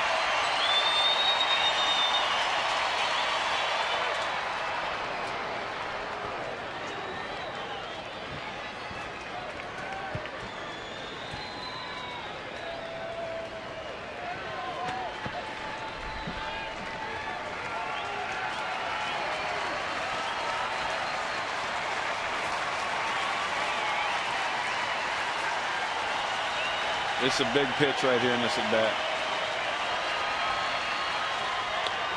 On the ground is short. And a 1-2-3 ninth inning for Nathan. So Nathan gets the job done, taking care of Phillips, Bruce, and Heisey.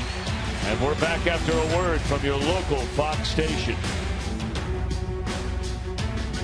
Rather than the saving pitcher. After a 1-2-3 top of the 10th inning, Manny Parra still out there for the Reds. He had a 1-2-3 ninth inning. I'm going to say this is Parra's last hitter. And it's a breaking ball to Martin. A strike called. Martin didn't like it. Every hitter he started with a breaking ball. We've got Hoover going over the scouting report in the Reds bullpen. Got the left-handed batting Martin, followed by right-handed batters Kinsler and Andrews, and that's an out recorded to begin the bottom of the 10th inning. And you called it. Here comes Dusty Baker. He will make the pitching change and bring on the rookie Hoover, as we'll roll back over to the top of the order with 1 out in the bottom half of the 10th inning. 4-4 game. We're in the bottom half of the 10th inning in Arlington, Texas. Reds and the Rangers. 1 more to go in this interleague series over the weekend tomorrow. Now, J.J. Hoover started the season poorly, got on a great run, and then slipped back to where he began before again getting on a nice little run here of late. Well, if I'm Hoover, I got to think Kinsler's going to be hunting the first fastball he can get to and trying to jump.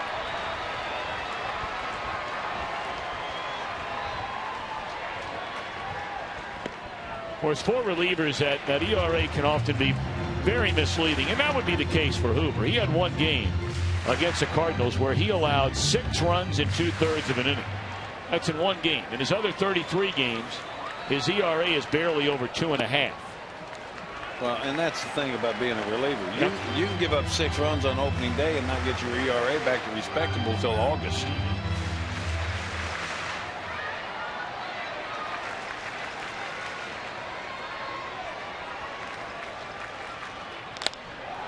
That ball stung into right, but Bruce will run it down, and that's the 2nd out of the inning.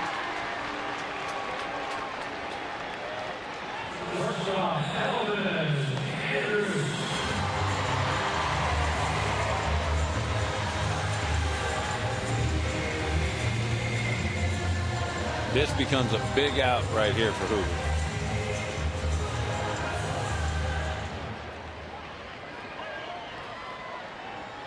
Because if he can get him back in the dugout and give his team a chance to score a run and get Chapman on the mound to face the 3, 4, 5 guys of the Rangers, he's done a really good job.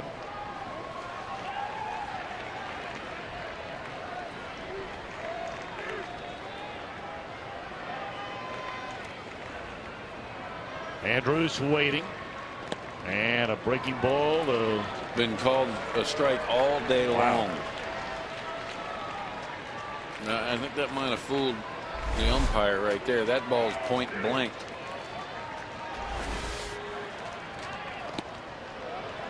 Wow. He's been given the high strike all day long, and the last 2 pitches were both at the top of the zone. He didn't give either one of them. Moving behind 3-0. And there's ball 4.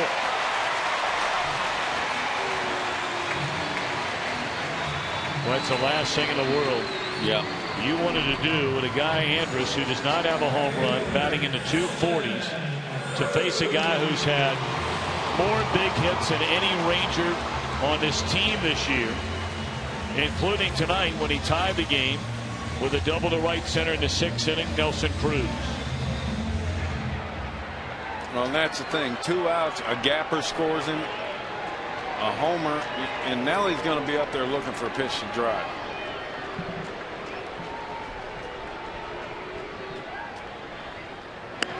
There's nothing worse than 2 out walks, and I speak from much experience.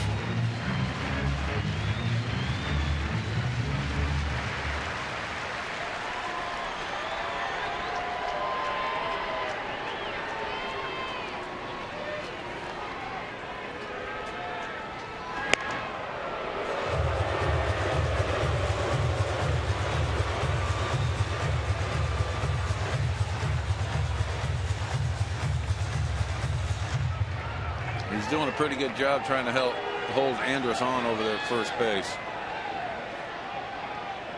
Andrus a big lead over there, and he can run, likes to run. Swing and a miss. First pitch fastball, 93 down in the zone, and Cruz came up empty. Andrus 17 steals in 20 attempts. Nelson Cruz, the ball down like that, he struggles with. But if it gets a little bit elevated, he hits hard.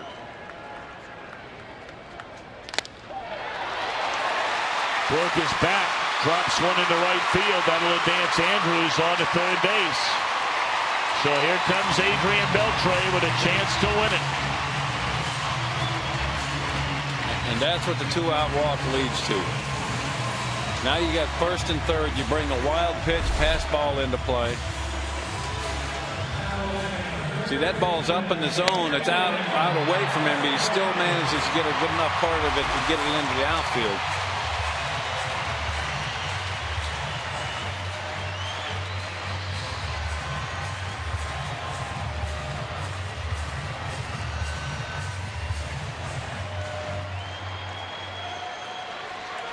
And this is where, like I said, Hoover's got to be careful here, because your tendency is to want to make the perfect pitch to a right-handed Beltre.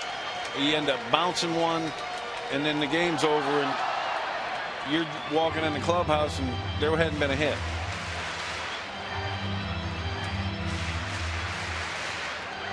So Mesoraco's got his worker behind the plate back there right now.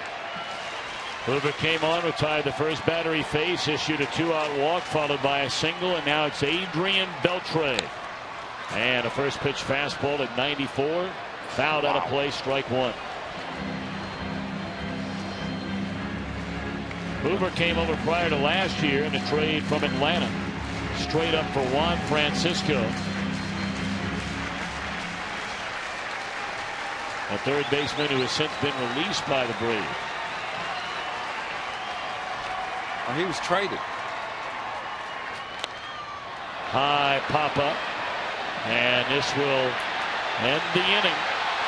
That's all for Beltre and the Rangers in the 10th. We go to the 11th, tied at 4. Shin-Soo Choo. Reds had a 2-0 lead until the 3rd. 3 errors in the inning. First time the Reds have done that in an inning since 2006. Plating 3 runs. Cincinnati tied the game, took the lead. And then in the 6th inning, a double by Cruz knotted things up at 4 apiece. And you're up to speed as we march on to inning number 11. Reds in extra innings are 5 up, 7 down. Texas 1 and 4. And the Reds have seen plenty of Kyle McClellan through the years, pitching, of course, inside the NL Central with the Cardinals. He was a guy that wanted to be a starter, bounced back and forth from the starting rotation to the bullpen in St. Louis.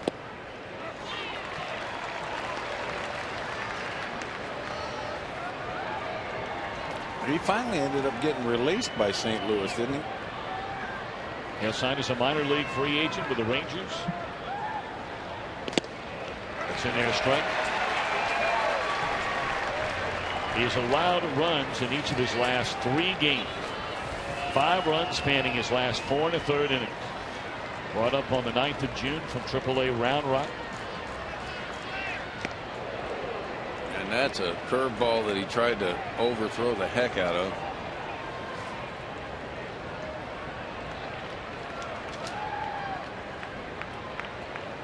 And Frazier's just looking to get something to hit hard. And we've seen him hit the ball out of the ballpark with that swing, by the way. McClellan, a guy who had a couple of really good years for the Cardinals. 66 games in 09, ERA under 3.5, 68 games in 2010, ERA barely over 2. Went back and forth, as Mitch mentions, as a starter, a reliever, whatever they needed him to do. And there's another breaking ball that never had a chance when it left his fingertips, and Frazier's aboard to begin the 11th inning. Yeah, and that right there is a classic case of he's just running off and leaving that break ball. Watch his front side blow open. He's trying to make it break rather than just trusting the fact that you can release it out front.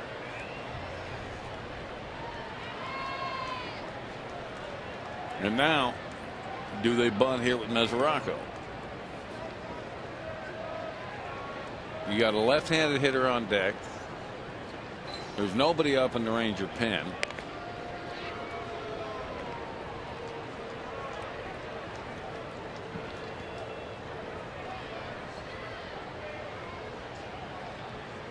Well, Adrian Beltre about even with the bag at 3rd. I think he would be surprised, and quite frankly, you can understand why they would be surprised that Mesoraco is squaring around to bunt.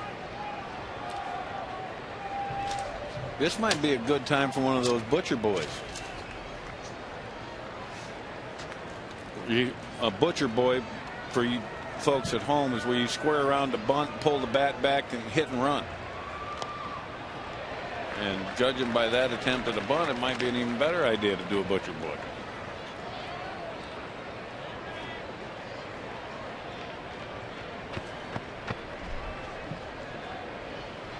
The last time Devin Mesoraco had a sacrifice bunt, he was playing in Sarasota, Florida. That was single A ball in 2009.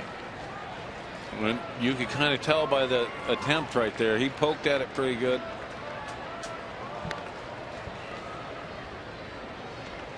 That's one of the things the Reds have really looked into changing about their minor league system. They've had some phenomenal drafts over about the past 7-8 years. Most of the players on their major league roster now homegrown. Mesoraco, Frazier, etc. That ball is killed. And that's why Mesoraco shouldn't bunt. One bunt.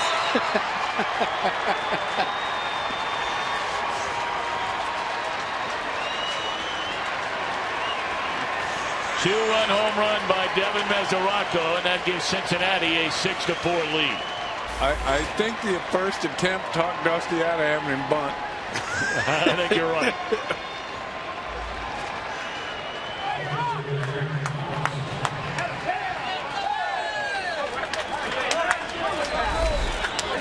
And this is the worst part about it. If you're a pitcher and you think they're bunting, so you just want to get a high fastball in there. You're taught as pitchers when they're sacrificing, throw the ball at the top of the zone so they pop it up. Well, he popped it up about 380 feet to left. The Reds with a 2-run lead, still nobody out for McClellan, and it's fouled out of play. I'm going to finish that thought. One of the most interesting, I think, scenarios as far as execution inside of an organization was implemented when Bill Stoneman and Mike Scioscia took over there in Anaheim, and they made the decision that it didn't matter who the player was, what their strengths and or weaknesses might be as a minor league player. As Robinson rolls over one to the right side, and he's thrown out by Profar. Whether it was Brandon Wood, who had 50 home runs in a minor league season, or whether it was a slap hitter like a Derek Robinson, every player in their organization would be asked to put down X number of sacrifices during a year, execute a hit and run as a runner and a batter, execute a suicide squeeze as a bunter and a runner. You know where I'm getting here. Right. A lot of organizations, and the Reds would be right at the top of the list, never thought about doing such a thing for a long, long time. So you'll get a guy like Mesoraco, and there are other players on other teams that come to the big leagues.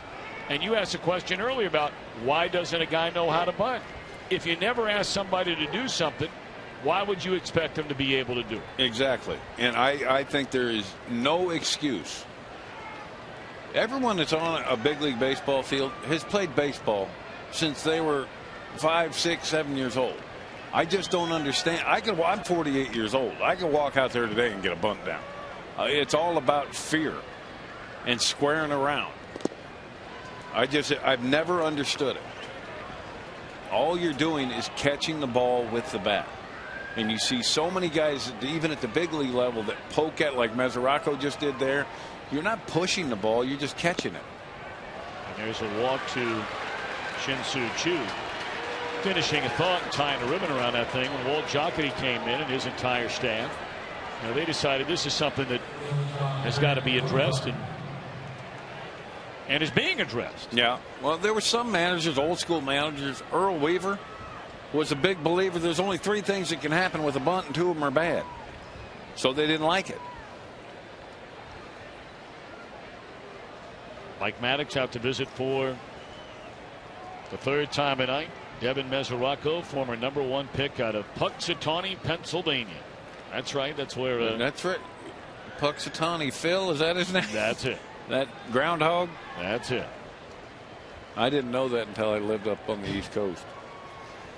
Now, have you ever made it down for the big day when Punxsutawney Phil's going to tell us if it's going to stay cold or get better? You know, I can honestly say I would never get out of bed to go see a groundhog.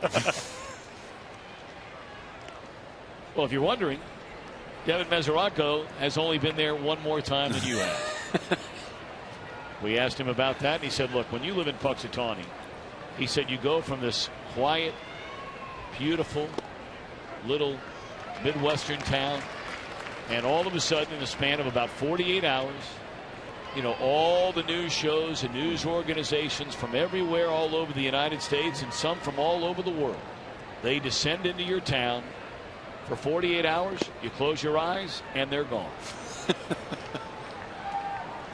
I just have never understood it. People that want to travel to see a rodent. I can see one every morning. I've got 5 kids. Wow, what a play by Beltray. Jiminy Christmas. This guy is a human highlight film at third base. He is something.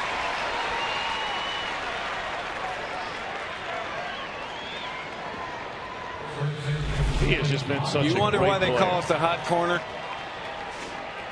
Look at this play. Wow. And he's not done there. He's looking to get a double play. Beltray has been such a great player. And that's a word that is often overused, but he has been a great player for a long time. Remember that monster year he had in Los Angeles, 2004. He had 48 home runs, knocked in 121 runs, and left as a free agent to go to Seattle. And everybody said, A, how could the Dodgers let him go? B, why would he go to Seattle? They were on the end of never finishing the job. Yeah. Post Randy Johnson, Ken Griffey Jr., A-Rod, the whole thing. And He goes up there and just has a miserable first year. That ball in the air, short right center field. And Cruz will come on to get it, and that is that. But damage done. Mesoraco plays long ball. And the Reds have a 2-run lead with Aroldis Chapman coming on. Play of the game brought to you by Burger King, where taste is king. No doubt about it, as soon as it left the bat. Devin Mesoraco's 4th home run, giving the Reds in the 11th inning a 2-run lead, where now they hand the ball to the hardest throwing pitcher in Major League Baseball. He has thrown the fastest pitch ever recorded, at least on any level of professional baseball. Threw at 105 miles per hour 2 years ago in San Diego. And that is left-hander Aroldis Chapman. 19 of 22 in save chances. Well, and this guy is no day at the beach, especially if you're a left-hander. He's gone through a little funk where he's gotten a little wild over the last week and a half, 2 weeks. And if you're left-handed, it's tough to get in there and get comfortable. Well, the Reds have had a terrible time on this road trip. And a game that really could have made a tremendous difference in how this trip has gone was the second game on this trip. They got beat around by Arizona a week ago tonight to start this road swing. But the next day, Mike Leake carried a perfect game into the 8th inning. Handed the ball after giving up a hit and a couple of runs to Chapman with a 1-run lead in the 9th. And Chapman did not record an out. Reds lost the game to the Diamondbacks. They would come back to win the next day, but you know the difference between winning 2 of 3 and losing 2 of 3. Absolutely. And this is a situation. AJ knows that Chapman's been struggling with his command lately. And he's going to make him throw 2 strikes to him. I don't believe, well, the 3-1 count, he might hunt a fastball here and see if he, but it's a 2-run game, so it would make no sense. AJ's going to look to, he's going to make him throw in strike 2. Which he does. Now AJ's just going to go into spoil mode. He's not going to try and hit the ball out of the park. He's just going to try and spoil pitches until he gets walked.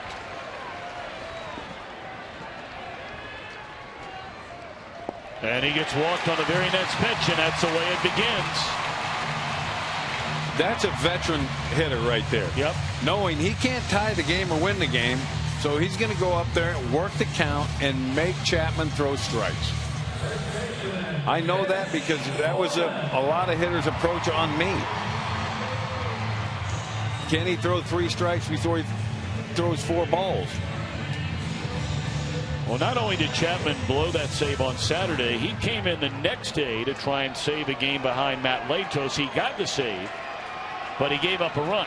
Yeah. So he has hit, as you brought up, Mitch Williams, his first real bumpy patch of this season. And his problems have been primarily throwing the ball over the plate. Ball 1. And see, I look at him, and there's so many moving parts in this delivery. I see him kind of jumping out of that bent back leg rather than just setting it and falling.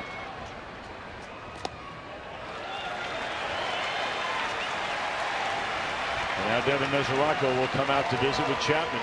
And well, you can almost sense the tension in this entire inning beginning already for Chapman. You can see the look on his face. He's searching. And I don't care if you're throwing the ball off the screen, you have got to act like you threw it off the screen on purpose.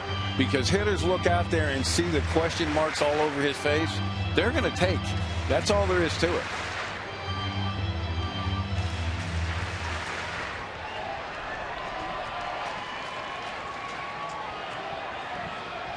(2-0) and a strike on the outside corner. Of course, Moreland nearly left the yard leading off the bottom of the 9th inning against Manny Parra. Looked like he caught it off the end of the bat just a little bit. Just didn't have that right noise to it. 2-1 the count. And a bouncer down to third. Took a funny hop. Good play by Frazier. And they turned the double play. And that is something that will give a big confidence boost to Aroldis Chapman.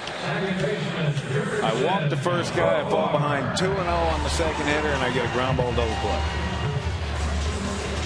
You can see the relief all over his face.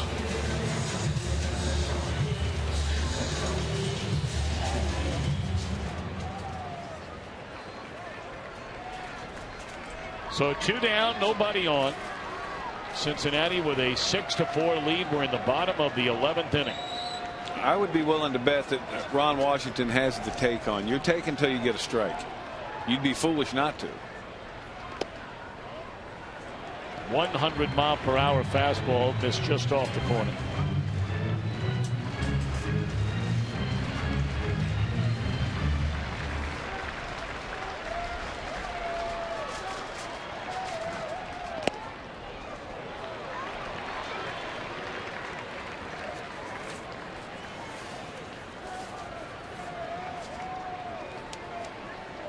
The Oakland Athletics lost their game earlier today to the St. Louis Cardinals.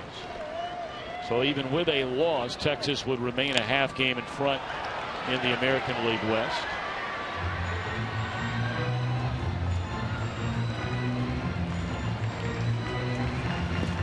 In that game, he didn't record an out. In his warm-ups, he spiked a breaking ball that caught the catcher up underneath his mask, and it kind of carried over because he tried to throw a breaking ball. He never got command in that game that he blew, where he didn't record an out. On Saturday? Yeah.